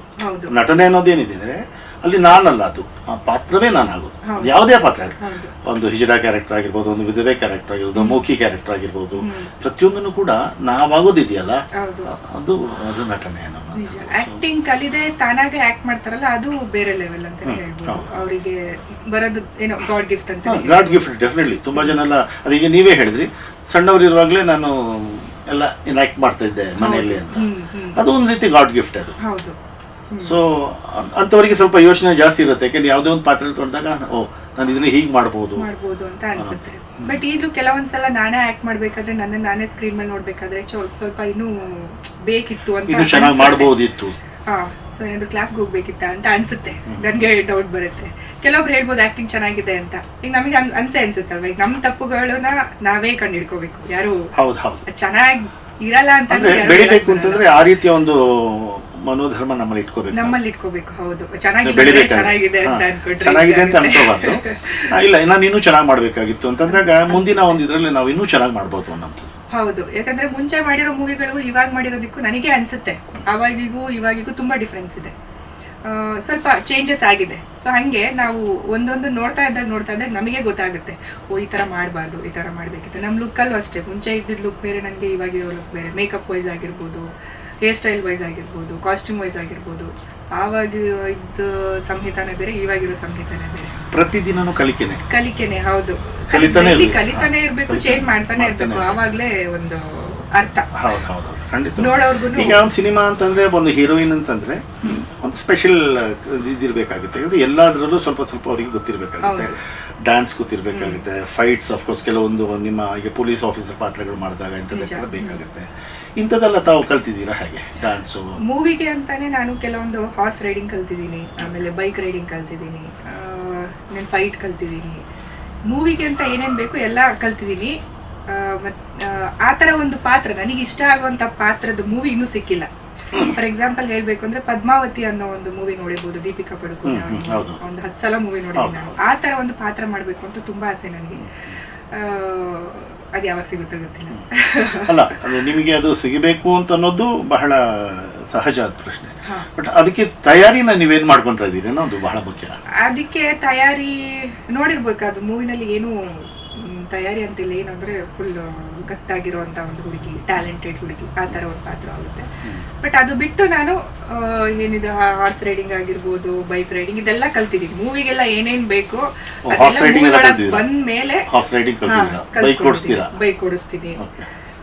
ಇನ್ನೇನ್ ಬೇಕು ಮೂವಿಗೆ ಏನ್ ಬೇಕು ಅದನ್ನೆಲ್ಲ ಒಂದ್ ಮಟ್ಟಕ್ಕೆ ಕಲ್ತೀನಿ. ಫೈಟ್ಸ್ ಪಕ್ಕ ಇಲ್ಲ, ಓಕೆ ನಾರ್ಮಲ್ ಆಗಿ ಮಾಡ್ತೀನಿ, ಎಷ್ಟು ಬೇಕು ಅಷ್ಟು ಮಾಡ್ತೀನಿ. ಹೊಡೆದ್ರೆ ಇನ್ನೊಬ್ರು ಬೀಳ್ಬೇಕು ಆ ಥರ ಹೊಡಿಬೇಕು. ಇಲ್ಲ, ಹೊಡೆದಿದ್ದೀನಿ ಒಂದು ಮೂವಿನ ಸರಿಯಾಗಿ ಹೊಡೆದಿದ್ದೀನಿ, ರಿಯಲ್ ಆಗಿ ಹೊಡೆದ್ಬಿಟ್ಟಿದ್ದೀನಿ. ಓಕೆ. ಈಗ ಪ್ರತಿಯೊಬ್ಬ ನಟ ನಟಿಗೆ ಒಂದು ಒಂದು ಕನಸಿನ ಪಾತ್ರ ಅಂತಿರುತ್ತೆ. ಈ ಥರದ ಒಂದು ಪಾತ್ರ ನಾನು ಮಾಡಲೇಬೇಕು ಅಂತ. ಅಫ್ಕೋರ್ಸ್ ನೀವು ಹೇಳೋ ಪ್ರಕಾರ ನಿಮಗೆ ವೆರೈಟಿ ಪಾತ್ರಗಳು ಸಿಗ್ತಾ ಇದೆ, ನಿಮಗೆ ಸಿಕ್ಕಿದೆ. ಇಟ್ಸ್ ಟಚ್ವುಡ್, ಅದು ಒಳ್ಳೆಯ ಇದು. ಅದು ಅದರಲ್ಲೂ ಕೂಡ ಇನ್ಯಾವುದೋ ಆಗಲೂ ಒಂದು ಹೇಳಿದ್ರಿ ಪದ್ಮಾವತಿ ಥರ ಪಾತ್ರ, ಇನ್ಯಾವ ಥರ ಪಾತ್ರ? ಇಲ್ಲ, ನನಗೆ ಅದ್ರ ಮೇಲೆ ತುಂಬಾ ಫೋಕಸ್ ಇದೆ, ಅದೇ ಜಾಸ್ತಿ ಪದ್ಮಾವತಿ ಅನ್ನೋದು. ಅದು ಬಿಟ್ಟು ಇನ್ನು ಹೇಳಬೇಕು ಅಂದರೆ ಎಲ್ಲ ರೀತಿ ಪಾತ್ರಗಳು ಮಾಡಬೇಕು ಅನ್ನೋದು ಇಷ್ಟ. ಬಟ್ ನನ್ನ ಕನಸು ಅನ್ನೋದು ಪದ್ಮಾವತಿ ಪಾತ್ರ. ಹಾಂ, ಬಟ್ ಅದು ಆ ಕನಸು ನನಸಾಗುತ್ತಾ? ಆಗತ್ತೆ ಅಂತ ಅನ್ಕೊಂಡಿದ್ದೀನಿ. ಅದು ಒಂದು ನಂಬಿಕೆ. ಯಾಕಂದ್ರೆ ಇದುವರೆಗೂ ಮಾಡಿರುವಂತ ಎಲ್ಲಾ ಮೂವಿಗಳಲ್ಲೂ ಬೇರೆ ಬೇರೆ ತರನೇ ಪಾತ್ರ ಸಿಕ್ಕಿದೆ ನನಗೆ. ಈಗ ಒಂದೇ ಪಾತ್ರ ಅಂತ ಯಾವುದು ಸಿಕ್ಕಿಲ್ಲ. ಅಷ್ಟು ಪಾತ್ರದಲ್ಲಿ ಜನಗಳು ಯಾವ ತರ ಪಾತ್ರದಲ್ಲಿ ನನ್ನನ್ನು ನೋಡೋದಕ್ಕೆ ಇಷ್ಟಪಡ್ತಾರೆ, ನಾನು ಹೆಂಗೆ ಇನ್ನು ನಿಲ್ತೀನಿ ಅನ್ನೋದು ಜನಗಳಿಗೆ ಬಿಡಬೇಕು, ನನ್ನ ಪಾತ್ರದ ಮೇಲೆ ಬಿಡಬೇಕು. ಈಗ ಆಕ್ಚುಲಿ ಕನ್ನಡದಲ್ಲಿ 4-5 ಫಿಲ್ಮ್ ರಿಲೀಸ್ ಆಗಿದೆಯಲ್ಲ ನಿಮ್ದು? ಹೌದು, ಒಂದು ಅದೇ 7 ಅನ್ಸುತ್ತೆ. GST ಸೇರಿ ಒಂದು 8 ಆಗಿರ್ಬೋದು. ಅದರಲ್ಲಿ ತುಂಬಾ ಹೆಚ್ಚು ಓಡಿರೋ ಸಿನಿಮಾ ಯಾವ್ದು ಇದೆಯಾ? ವಿಷ್ಣು ಸರ್ಕಲ್ ಅಂತ, ಜಗ್ಗೇಶ್ ಮಗ ಗುರುರಾಜ್ ಜಗ್ಗೇಶ್ ಅವ್ರ ಜೊತೆ ಮಾಡಿದ್ದೆ. ಅದು ತುಂಬಾ ಚೆನ್ನಾಗಿ ಓಡ್ತು. ಅದಾದ್ಮೇಲೆ ಸ್ಟಾರ್ಟಿಂಗ್ ಹಾಲು ತುಪ್ಪ ಮೂವಿ ಅಂತ, ಅದು ಚೆನ್ನಾಗಿ ಓಡ್ತು. ಇನ್ನು ಈ GST ಮೂವಿ ಇನ್ ರನ್ನಿಂಗ್ ಅಲ್ಲಿ ಇದೆ, ಸಕ್ಸಸ್ಫುಲ್ ಅಂತ ಹೇಳ್ಬೋದು. ಮತ್ತೆ ಅದು ನಿಮ್ಗೆ ಅನ್ಸಲ್ವಾ ನನಗೆ ಒಂದು ಸರಿಯಾದ ಒಂದು ಬ್ರೇಕ್ ಬೇಕು ಕನ್ನಡದಲ್ಲಿ ಅಂತ ಅನ್ಸುತ್ತೆ ಅಲ್ವಾ? ಹೌದು. ಯಾಕಂದ್ರೆ ಎಷ್ಟು ಜನಕ್ಕೆ ಸಂಹಿತಾ ವಿಜ್ಞಾ ಅಂತ ಗೊತ್ತಿದೆಯೋ ಗೊತ್ತಿಲ್ಲ, ನನಗೆ ಗೊತ್ತಿಲ್ಲ. ಇಲ್ಲ, ಅದು ಒಂದು ಬೇಜಾರಿದೆ ನನಗೆ. ಒಂದು ಕರೆಕ್ಟ್ ಆಗಿರೋ ಅದೇ ಜನಗಳು ತಗೋಬೇಕು, ಅದನ್ನ ರೀಚ್ ಆಗ್ಬೇಕು ಜನಗಳಿಗೆ. ನಾನು ಈ ತರ ಒಂದು ಇದ್ರಲ್ಲಿ ಓಕೆ ಇಷ್ಟಪಡ್ತಾರೆ ಜನಗಳು ಅಂದಾಗ ಆಟೋಮೆಟಿಕಲಿ ರೀಚ್ ಆಗುತ್ತೆ. ಇನ್ನು ಯಾರಿಗೂ ಒಂದೇ ಒಂದು ಸಿನಿಮಾ ಸಾಕು, ಒಳ್ಳೆ ಸಿನಿಮಾ ಒಂದು ಹಿಟ್ ಸಿಕ್ಕಿದ್ರು ಹೌದು ನೀವೆಲ್ಲೋ ಹೋಗ್ಬಿಡ್ತೀರಾ. ಹೌದು, ಇಷ್ಟು ಸಿನಿಮಾ ಮಾಡಿದೀನಿ, ಯಾರಿಗ್ ಗೊತ್ತು, ಯಾರಿಗೂ ಗೊತ್ತಿಲ್ಲ. ಸೊ ಅದೊಂದು ತುಂಬಾ ಬೇಜಾರಿದೆ. ಗೊತ್ತಿಲ್ಲ, ನೋಡೋಣ. ಆದ್ರೂ ಹಿಂದೆ ಹೋಗಿಲ್ಲ, ಇನ್ನು ಹೋಗ್ತಾನೆ ಇದ್ದೀನಿ. ಎಲ್ಲಿ ನನಗೆ ಬ್ರೇಕ್ ಸಿಗುತ್ತೋ ಅಲ್ಲಿವರೆಗೂ ಹೋಗ್ತಾನೆ ಇರ್ತೀನಿ. ತೆಲುಗಲ್ಲಿ ಎಷ್ಟು ಮಾಡಿದ್ದು? ಒಂದು ಫಿಲ್ಮ್, ಒಂದು ಸಿನಿಮಾ ಮಾಡಿದ್ದೀನಿ. ಏನು cinema? You are my hero ಅಂತ. ಅದು ಹಿಂದಿ ಸಿನಿಮಾನು ಅಂತಾನು ಹೇಳ್ಬೋದು. 2 ತೆಲುಗು. ಮತ್ತೆ ಈಗ ಅಪ್ಕಮಿಂಗ್ ಹಿಂದಿ ಗಜಲ್ ಸಾಂಗ್ ಒಂದು ಮಾಡಿದ್ದೀನಿ, ರಿಲೀಸ್ ಆಗಬೇಕು. ಯಾರು ಚಂದನ್ ದಾಸ್ ಅವರ ಸಿಂಗರ್. ಆಮೇಲೆ ಅಪ್ಕಮಿಂಗ್ ಮೂವಿ ಹಿಂದಿ ಕೂಡ ಒಪ್ಕೋತಾ ಇದ್ದೀನಿ. ಲಾಸ್ಟ್ ಟೈಮ್ ಕೂಡ ಐಫಾ ಹೋಗಿದ್ದೆ ನಾನು. ಈ ವರ್ಷನೂ ಕೂಡ ನೆಕ್ಸ್ಟ್ ಇಯರ್ 2026 ಕೂಡ ಹೋಗ್ತೀನಿ. ಅಷ್ಟರೊಳಗೆ ಒಂದು ಹಿಂದಿ ಮೂವಿ ಮಾಡಬೇಕು ಅನ್ನೋದು ಟಾರ್ಗೆಟ್ ಇದೆ. ಬಟ್ ಆಪರ್ಚುನಿಟೀಸ್ ಬರ್ತಾ ಇದೆ. ಮಲಯಾಳಂ ಕೂಡ ಬರ್ತಾ ಇದೆ. ಗೊತ್ತಿಲ್ಲ, ಎಲ್ಲ ಕಡೆ ಸ್ಪ್ರೆಡ್ ಆಗ್ತೀನಿ, ನೋಡೋಣ ಎಲ್ಲಿ ಕ್ಲಿಕ್ ಆಗುತ್ತೆ. ತಮಿಳಲ್ಲಿ ಒಂದು ಮಾಡ್ತಾ ಇದ್ದೀರಾ? ಒಂದು 2 ಮಾಡಿದ್ರಿ? ಇಲ್ಲ, ತಮಿಳು ಒಂದು ಆಲ್ರೆಡಿ ಕಂಪ್ಲೀಟ್ ಆಗಿದೆ, ರಿಲೀಸಿಗೆ ಕೂಡ ರೆಡಿ ಇದೆ, ಮಿಕ್ಸಿಂಗ್ ಆಗಲ್ಲ ಅಂತ ಹೇಳಿ. ಆಮೇಲೆ ಇನ್ನೊಂದು RB ಚೌಧರಿ ಅವರ ಮಗ ಜಿತನ್ ರಮೇಶ್ ಅಂತ, ಅವ್ರ ಜೊತೆ ಒಂದು ಹಿಡನ್ ಕ್ಯಾಮರಾ ಅಂತ ಹೇಳಿ ಮೂವಿ ಹೆಸರು, ಅದು ಒಂದು ಮಾಡ್ತಾ ಇದ್ದೀನಿ. ಎಲ್ಲ ಹೊಸಬ್ರೊಂದಿಗೆನಾ? ಇಲ್ಲ, ಎಲ್ಲ ಸ್ವಲ್ಪ ರೆಕಗ್ನೈಸ್ ಇರೋ ಟೀಮ್, ದೊಡ್ಡ ಪ್ರೊಡಕ್ಷನ್ ಅಂತಾನೆ ಹೇಳ್ಬೋದು. ಇವಾಗ ಏನು ಹಿಡನ್ ಕ್ಯಾಮ್ರಾ ಅಂತ ಮಾಡ್ತಿದ್ದೀನಿ ತಮಿಳು ಅದು. ಆಮೇಲೆ ಈಗ ಅಪ್ಕಮಿಂಗ್ ಮೂವಿ ಕನ್ನಡದಲ್ಲಿ ಧರ್ಮಕೀರ್ತಿರಾಜ್ ಅವ್ರ ಜೊತೆ ಮಾಡ್ತಿದ್ದೀನಿ. ಸಾಕಷ್ಟು ಆಪರ್ಚುನಿಟೀಸ್ ಬರ್ತಾ ಇದೆ, ಎಲ್ಲ ರನ್ನಿಂಗ್ ಅಲ್ಲಿ ಇದೆ. ನಮ್ಮ ಕನ್ನಡ ಚಿತ್ರರಂಗದ ಇಲ್ಲಿಯ ಒಂದು ವ್ಯವಸ್ಥೆ ಮತ್ತೆ ಬೇರೆ ತೆಲುಗಾಗ್ಲಿ ಅಥವಾ ತಮಿಳಾಗ್ಲಿ ಅಲ್ಲಿಯ ಒಂದು ಟೋಟಲ್ ವ್ಯವಸ್ಥೆ ಯಾವ ರೀತಿ ಇರುತ್ತೆ? ಏನು ಡಿಫ್ರೆನ್ಸ್ ನಿಮ್ಗೆ ಏನು ಕಾಣುತ್ತೆ ಅಲ್ಲಿ? ಡಿಫ್ರೆನ್ಸ್ ಒಂದು ಲ್ಯಾಂಗ್ವೇಜ್ ಡಿಫ್ರೆನ್ಸ್ ಆಬ್ವಿಯಸ್ಲಿ. ಆಮೇಲೆ ಟ್ರೀಟ್ ಕೂಡ ಅಲ್ಲಿ ಬೇರೆ ತರ. ಯಾವ ರೀತಿ ಟ್ರೀಟ್? ಯಾಕಂದ್ರೆ ಈಗ ನಮ್ಮಲ್ಲಿ ಕನ್ನಡದವರು ಬೇರೆ ಕಡೆಯಿಂದ ಜನಗಳು ಬಂದಾಗ ನಾವು ಯಾವ ರೀತಿ ಒಂದು ಒಳ್ಳೆ ರೆಸ್ಪೆಕ್ಟಿವ್ ಆಗಿ ಮಾಡ್ತೀವೋ, ಅದೇ ತರ ನಮ್ಮ ಕಡೆಯವರು ಅಲ್ಲಿ ಹೋದಾಗ ಅಷ್ಟೇ ರೆಸ್ಪೆಕ್ಟ್ಫುಲ್ ಆಗಿರುತ್ತೆ. ಮತ್ತೆ ಪೇಮೆಂಟ್ ಕೂಡ ಜಾಸ್ತಿ ಇರುತ್ತೆ. ಆಕ್ಚುಲಿ ಫ್ಯಾಕ್ಟ್ ಹೇಳ್ತಿರೋದು. ಯಾಕಂದ್ರೆ ನಮ್ಮ ಕನ್ನಡದವರು ಅಂತ ಬಂದಾಗ ನಮ್ಮವರೇ ಅಲ್ವಾ, ಅಡ್ಜಸ್ಟ್ ಮಾಡ್ಕೊಳ್ತಾರೆ ಅಂತ ಕಮ್ಮಿ ಕೊಡ್ತಾರೆ. ಬಟ್ ಅಲ್ಲಿ ಹಾಗಿಲ್ಲ, ನಾವೇನ್ ಕೇಳ್ತೀವಿ ಅದನ್ನ ಕರೆಕ್ಟಾಗಿ ಕೊಡ್ತಾರೆ. ಈಗ ಒಂದು 10 ರೂಪಾಯಿ ಕೇಳಿದ್ವಿ ಅಂದ್ರೆ 10 ರೂಪಾಯಿ ಕೊಡ್ತಾರೆ. ಇಲ್ಲಿ ಹಂಗಿಲ್ಲ, 10 ರೂಪಾಯಿ ಕೇಳಿದ್ರೆ ಅದ್ರಲ್ಲಿ ಒಂದು 5 ರೂಪಾಯಿ ಕಮ್ಮಿ ಮಾಡಿ 5 ರೂಪಾಯಿ ಕೊಡ್ತಾರೆ. ಇದೇ ಡಿಫ್ರೆನ್ಸ್. ಕೂಡ ಹೌದು, ನಮ್ಮವರು ಅನ್ನೋದೊಂದು ಇದು ಕೇಳ್ತಾರೆ. ನಮ್ಮವರು ಹೌದು, ಅದು ತೆಗಳುತ್ತಾ ಇಲ್ಲ, ಇರೋದನ್ನೇ ಇರೋದೇ ಅಲ್ವಾ ಅದು. ಸೊ ಅದೊಂದು ಟ್ರೀಟ್ ಕೂಡ ತುಂಬಾ ಚೆನ್ನಾಗಿ ನೋಡ್ಕೋತಾರೆ. ಈಗ ನಮ್ಮ ಮನೆಗೆ ಯಾರಾದ್ರೂ ಗೆಸ್ಟ್ ಬಂದ್ರೆ ಹೆಂಗ್ ನೋಡ್ಕೋತಾರೆ, ಅದೇ ತರ ಅಲ್ಲಿ ಅವರು ಅದೇ ತರ ಚೆನ್ನಾಗಿ ನೋಡ್ಕೋತಾರೆ. ಅದೊಂದು ಡಿಫ್ರೆನ್ಸ್. ಮತ್ತೆ ವರ್ಕು ಕೂಡ ಅಲ್ಲಿ ಕೂಡ ಕಂಪ್ಲೀಟ್ ಡಿಫ್ರೆಂಟ್. ನಿಮಗೆ ತಮಿಳ್ ಬರುತ್ತಾ? ತಮಿಳ್ ಬರುತ್ತೆ. ನೀವೇ ಡಬ್ ಮಾಡ್ತೀರಾ? ಇಲ್ಲ, ಡಬ್ ಮಾಡಲ್ಲ. ಓಕೆ. ತಮಿಳ್ ಮೂವಿ ಮಾಡೋದಕ್ಕೆ ಅಂತಾನೆ ತಮಿಳ್ ಕಲ್ತ್ಕೊಂಡಿದ್ದೀನಿ ನಾನು. ಸೊ ಹಂಗಾಗಿ ತಮಿಳ್ ಸ್ವಲ್ಪ ಜಾಸ್ತಿ ಆಪರ್ಚುನಿಟೀಸ್ ಬಂತು. ತೆಲುಗು ಕಲಿತಾ ಇದ್ದೀನಿ. ಒಂದು ನಟನೆ ಜೊತೆ ಅವ್ರದ್ದೇ ವಾಯ್ಸ್ ಇದ್ದಾಗ ಆ ಪಾತ್ರ ಇನ್ನೂ ಹೆಚ್ಚು ಹೌದು ತೂಕ ಬರುತ್ತೆ ಪಾತ್ರಕ್ಕೆ. ಹೌದು, ಬಟ್ ಅದೇ ತಮಿಳು ಮಾತಾಡ್ತೀನಿ ಒಂದು 70%. ಇನ್ನು ಅವ್ರ ಏನು ಸ್ಲ್ಯಾಂಗ್ ಬರುತ್ತಲ್ಲ, ಟಂಗ್ ಟ್ವಿಸ್ಟ್ ಅಂತ, ಅದೆಲ್ಲ ನನಗೆ ಸ್ವಲ್ಪ ಕಷ್ಟ ಆಗುತ್ತೆ. ಈಗ ಅವ್ರ ಲ್ಯಾಂಗ್ವೇಜ್ ಅಲ್ಲಿ ನೋಡ್ಬೇಕು ಅಂತ ಅಂದ್ರೂ ಅದೇ ತರ ಮಾತಾಡಿದ್ರೇನೆ ಚೆನ್ನಾಗಿರುತ್ತೆ. ಬಟ್ ನಾನು ಹೇಳಿದೀನಿ ಸರ್, ನಾನೇ ಟ್ರೈ ಮಾಡ್ತೀನಿ ಅಂತ. ಅವರೇ ಬೇಡ, ನೆಕ್ಸ್ಟ್ ಮೂವಿದಲ್ಲಿ ಮಾಡೋಣ ಅಂತಾರೆ. ಅಲ್ಲಲ್ಲ, ಈಗ ನೀವು ಚೆನ್ನಾಗಿ ಕಲ್ತ ತಕ್ಷಣ ಮಾಡ್ಬೋದು. ಮಾಡ್ಬೋದು. ಯಾಕಂದ್ರೆ ನಿಮ್ಮ ಪಾತ್ರಕ್ಕೆ ನೀವೇ ಧ್ವನಿ ಆದಾಗ ಅದರ ಒಂದು ಪಾತ್ರದ ಒಂದು ಗತ್ತೆ ಬೇರೆ ಇರುತ್ತೆ. ಹೌದು, ಕರೆಕ್ಟ್. ನೀವು ಎಷ್ಟೇ ಮಾಡಿದ್ರು ಆಮೇಲೆ ನೀವು ನೋಡಿದಾಗಲೂ ಕೂಡ ನಿಮ್ಗೆ ಖುಷಿ ಅನ್ಸುತ್ತೆ. ನಂದೇ ಧ್ವನಿ ಇದು ಅಂತೇಳಿ. ಬೇರೆಯವ್ರ ಧ್ವನಿ ಕೇಳಿದಾಗ ಅಯ್ಯೋ ನಾನೇ ಧ್ವನಿ ಕೊಟ್ಟಿದ್ರೆ ಚೆನ್ನಾಗಿರೋದು ಅಂತ. ಕೆಲವೊಂದು ನಮ್ಮ ಕನ್ನಡ ಮೂವಿಗಳಲ್ಲೇ ನನಗೆ ಕನ್ನಡ ಬಂದ್ರೂ ಬೇರೆಯವ್ರನ್ನ ಹಾಕೊಂಡು ಡಬ್ಬಿಂಗ್ ಆರ್ಟಿಸ್ಟ್ ಎಲ್ಲ ಇದು ಮಾಡಿದ್ದಾರೆ. ಆಗ ಬೇಜಾರಾಗುತ್ತೆ ನನಗೆ. ಕನ್ನಡದಲ್ಲೂ ಮಾಡಿದಾರ ನಿಮ್ಗೆ? ಹೌದು, ಮಾಡಿದ್ದಾರೆ. ನಿಮ್ಮ ಕನ್ನಡ ಚೆನ್ನಾಗಿಲ್ವಂತ? ಇಲ್ಲ, ಕನ್ನಡ ಚೆನ್ನಾಗಿದೆ. ವಾಯ್ಸ್ ಕೆಲವೊಬ್ಬರು ಆಲ್ಮೋಸ್ಟ್ ಒಂದು 90% ನಾನೇ ಮಾಡಿರೋದು. ಒಂದ್ 2-3 ಮೂವಿ ಮಾತ್ರ ಅವರೇ ಇದ್ ಮಾಡ್ಕೊಂಡಿದ್ದಾರೆ. ಅದೇನೋ ಸಮ್ ಇಶ್ಯೂಸ್ ಅಂತ ಹೇಳಿ ಅವರೇ ಕರ್ಸ್ಕೊಂಡು ನನಗೂ ಹೇಳೇ ಇಲ್ಲ, ಇನ್ಫಾರ್ಮ್ ಮಾಡಿಲ್ಲ. ಮೂವಿನಲ್ಲಿ ಹೋಗಿ ನೋಡಿದಾಗ ಬೇರೆಯವ್ರ ವಾಯ್ಸ್, ಅವಾಗ ಬೇರೆಯವ್ರು ಹೇಳ್ತಾರೆ ನಿಮ್ಮ ವಾಯ್ಸೇ ಚೆನ್ನಾಗಿದೆ, ನೀವೇ ಮಾಡ್ಬೋದಿತ್ತು, ಆ ವಾಯ್ಸ್ ಚೆನ್ನಾಗಿಲ್ಲ. ವಾಯ್ಸ್ ಚೆನ್ನಾಗಿದೆಯಲ್ಲ, ಇದೇ ವಾಯ್ಸ್ ಏನು ಬೇರೆ ಏನು ಬೇಕಾಗಿಲ್ಲ, ಚೆನ್ನಾಗಿದೆ ಇದು. ನೋಡೋಣ, ಬಟ್ ನನ್ನ ವಾಯ್ಸ್ ಇದ್ರೇನೆ ಖುಷಿ ಅನ್ಸುತ್ತೆ ನೋಡೋದು. ಅಲ್ಲ, ಆ ಪಾತ್ರಕ್ಕೆ ನಮ್ಮದೇ ವಾಯ್ಸ್ ಒಂದು ನ್ಯಾಯ ಸಲ್ಲಿಸಕ್ಕಾಗುತ್ತೆ ಅದಕ್ಕೆ ಅಂತ ಅನ್ಸುತ್ತೆ. ನೀವೇ ಆಕ್ಟ್ ಮಾಡಿರ್ತೀರಲ್ಲ, ನಿಮ್ಗೆ ಆ ಫೀಲ್ ತುಂಬಕ್ಕೆ ವಾಯ್ಸ್ ಆಲ್ಸೋ ಒಂದ್ ಮೂರ್ ಫೀಲ್ ಅದು ಆಕ್ಚುಲಿ ಅಲ್ವಾ. ಆ ವಾಯ್ಸ್ ನಮ್ಮ ಧ್ವನಿನೇ ಕೊಟ್ಟಾಗ ಅದು ತುಂಬಾ, ಅದು ಒಂದು ಆಕ್ಟಿಂಗ್ ಅಲ್ವಾ. ಇವಾಗ ಎಲ್ಲ ಕಂಪ್ಲೀಟ್ ಆಗ್ಬೇಕು ಅಂತ ಅಂದ್ರೆ ನಮ್ಮ ವಾಯ್ಸ್ ಕೊಟ್ಟಾಗ್ಲೇ ಅದು ನಮ್ಮ ಒಂದು ಇದಕ್ಕೆ ಅರ್ಥಪೂರ್ಣವಾಗಿರುತ್ತೆ. ಮುಂದೆ ಒಂದು ಅವಾರ್ಡ್ ಬಂದಾಗ್ಲೂ ಕೂಡ ನಿಮ್ಗೆ ಈ ವಾಯ್ಸ್ ಬೇರೆ ಮಾಡಿದಾಗ ಅದು ಕಷ್ಟ ಸಿಗೋದು ಅವಾರ್ಡ್. ಅದು ಒಂದು ತುಂಬಾ ನನ್ಗೆ ಹೆದರಿಕೆ ಆಗೋದು. ಅಯ್ಯೋ, ನಾನು ಅವಾರ್ಡ್ ತಗೋಬೇಕು ಅಂತ ನಾನು. ಹೌದು, ಇವ್ರು ಬೇರೆಯವ್ರ ವಾಯ್ಸ್ ಹಾಕ್ಬಿಟ್ರೆ ನಿಮ್ ವಾಯ್ಸ್ ಅದಕ್ಕೆ ಸಿಗಲ್ಲ, ಅವಾರ್ಡ್ ಸಿಗಲ್ಲ, ಅದು ಕಷ್ಟ ಆಗುತ್ತೆ. ಹಾಗಾಗಿ ಅಲ್ಲ, ಸ್ಟಾರ್ಟಿಂಗ್ ಒಂದ್ ಸ್ವಲ್ಪ ಇದಾಗುತ್ತೆ, ಬಟ್ ಮುಂದೆ ಅದನ್ನ ನೀವು ಪ್ರಯತ್ನ ಪಟ್ಟು ಸರಿ ಮಾಡ್ಕೋಬೇಕು. ಸೊ ಅವಾರ್ಡ್ ತಗೋಬೇಕು ಅನ್ನೋಂತ ಆಸೆ ಇದೆ ಹಂಗಂದ್ರೆ? ಹೌದು, ಸೈಮಾ ಅವಾರ್ಡ್ ತಗೋಬೇಕು, ಐಫಾ ಅವಾರ್ಡ್ ತಗೋಬೇಕು, ಹಿಂದಿ ಬಾಲಿವುಡ್ ಎಂಟ್ರಿ ಆಗಬೇಕು, ಈ ತರ ಎಲ್ಲ ಆಸೆ ಕನ್ಸ್ಕೊಂಡಿದೆ. ನೋಡೋಣ, ಬಟ್ ಪ್ರಯತ್ನಗಳು ಮಾಡ್ತಾ ಇದ್ದೀನಿ. ಏನ್ ನನಗಿನ್ನೂ ಹೆಸರು ಬಂದಿಲ್ಲ, ನನಗೇನು ಈ ತರ ಪೇಮೆಂಟ್ ಕಮ್ಮಿ ಕೊಡ್ತಾ ಇದ್ದಾರೆ, ಅದೆಲ್ಲ ಏನು ಅಂತಂದ್ರೆ ಚಿಕ್ಕ ವಯಸ್ಸಿಂದನೂ ಆಸೆ ಇತ್ತು ಆಕ್ಟಿಂಗ್ ಫೀಲ್ಡಿಗೆ ಬರಬೇಕು ಅಂತ. ಆಕ್ಟಿಂಗ್ ಫೀಲ್ಡಲ್ಲಿ ಬೆಳೀತಾ ಇದ್ದೀನಿ. ಮತ್ತೆ ಇಲ್ಲಿ ಬಿಟ್ಟು ಹೋಗ್ಬಾರ್ದು. ಬೆಳೆದ್ರೆ ಇದ್ರಲ್ಲೇ ಬೆಳಿಬೇಕು, ಉಳಿದ್ರು ಇದ್ರಲ್ಲೇ ಉಳಿಬೇಕು. ಯಾಕಂದ್ರೆ ನಾಳೆ ದಿನ ಯಾರು ಮಾತಾಡ್ಬಾರ್ದಲ್ವ, ಹಿಂಗ್ ಬಂದ್ಲು, ಏನೂ ಆಗ್ಲಿಲ್ಲ, ಓದ್ಲು ಅಂತ. ಅದು ಒಂದು ಮೈಂಡಲ್ಲಿ ಇದೆ.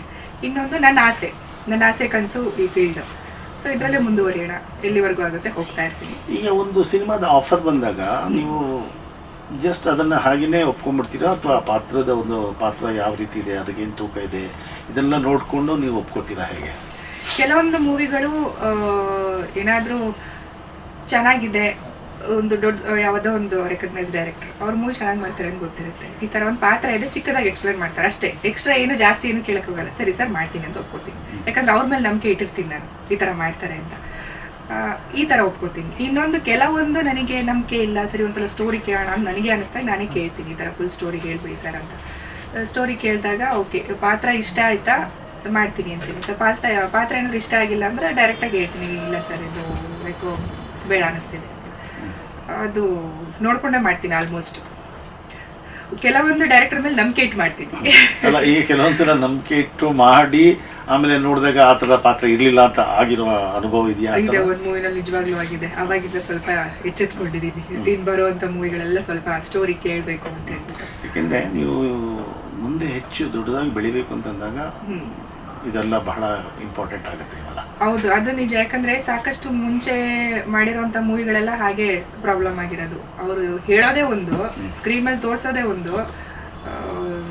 ಎಷ್ಟು ಬೇಜಾರಾಗುತ್ತೆ ಅಂದ್ರೆ ಈ ಲೈಫೇ ಮುಗ್ದೋಗ್ಬಿಡ್ತೇನೋ ನನಗೆ ಈ ಫೀಲ್ಡ್ ಅಲ್ಲಿ ಇಷ್ಟೇನಾ ಅಂತ ಅನ್ಸ್ಬಿಡುತ್ತೆ. ಆ ಮಟ್ಟಿಗೆ ತೋರಿಸಿದ್ದಾರೆ. ಅಂದ್ರೆ ಪಾತ್ರ ಚಿಕ್ಕದಾದ್ರೂ ಪರವಾಗಿಲ್ಲ, ಪವರ್ಫುಲ್ ಇರ್ಬೇಕು. ಹೌದು, ಪವರ್ಫುಲ್ ಇರ್ಬೇಕು, ವರ್ತ್ ಇರ್ಬೇಕು. ಯಾಕಂದ್ರೆ ಜನ ನಿನ್ ಪಾತ್ರ ದೊಡ್ಡದು ಸಣ್ಣದು ಅಂತ ನೋಡಲ್ಲ, ಆ ಪಾತ್ರವನ್ನ ನೋಡ್ತಾರೆ. ನೀವು ಎಷ್ಟು ಸಣ್ಣ ಪಾತ್ರದಲ್ಲಿ ಎಷ್ಟು ಚೆನ್ನಾಗಿ ಬೇರೆ ಮಾಡಿದ್ದಾರೆ ಅಂತ. ಹೌದು, ಅವ್ರ ತಲೆಯಲ್ಲಿ ಬಂದು ಕೂತ್ಕೊಂಡ್ಬಿಡುತ್ತೆ ಈ ಪಾತ್ರ ಅಂತ. ಕರೆಕ್ಟ್. ಸೊ ಆತರ ಸಣ್ಣದಾದ್ರೂ ಕೂಡ ಪಾತ್ರದಲ್ಲಿ ಒಂದು ದಮ್ ಇರ್ಬೇಕು. ನಿಜ.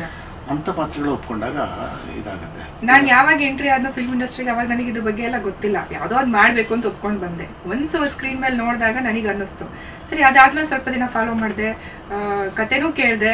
ಕತೆ ಕೇಳಿದಾಗ ಮತ್ತೆ ರಿಲೀಸ್ ಆಗೋ ಟೈಮಲ್ಲಿ ಸ್ಕ್ರೀನ್ ಮೇಲೆ ನೋಡ್ತೀನಿ, ನನಗೆ ಬೇಜಾರಾಗುತ್ತೆ.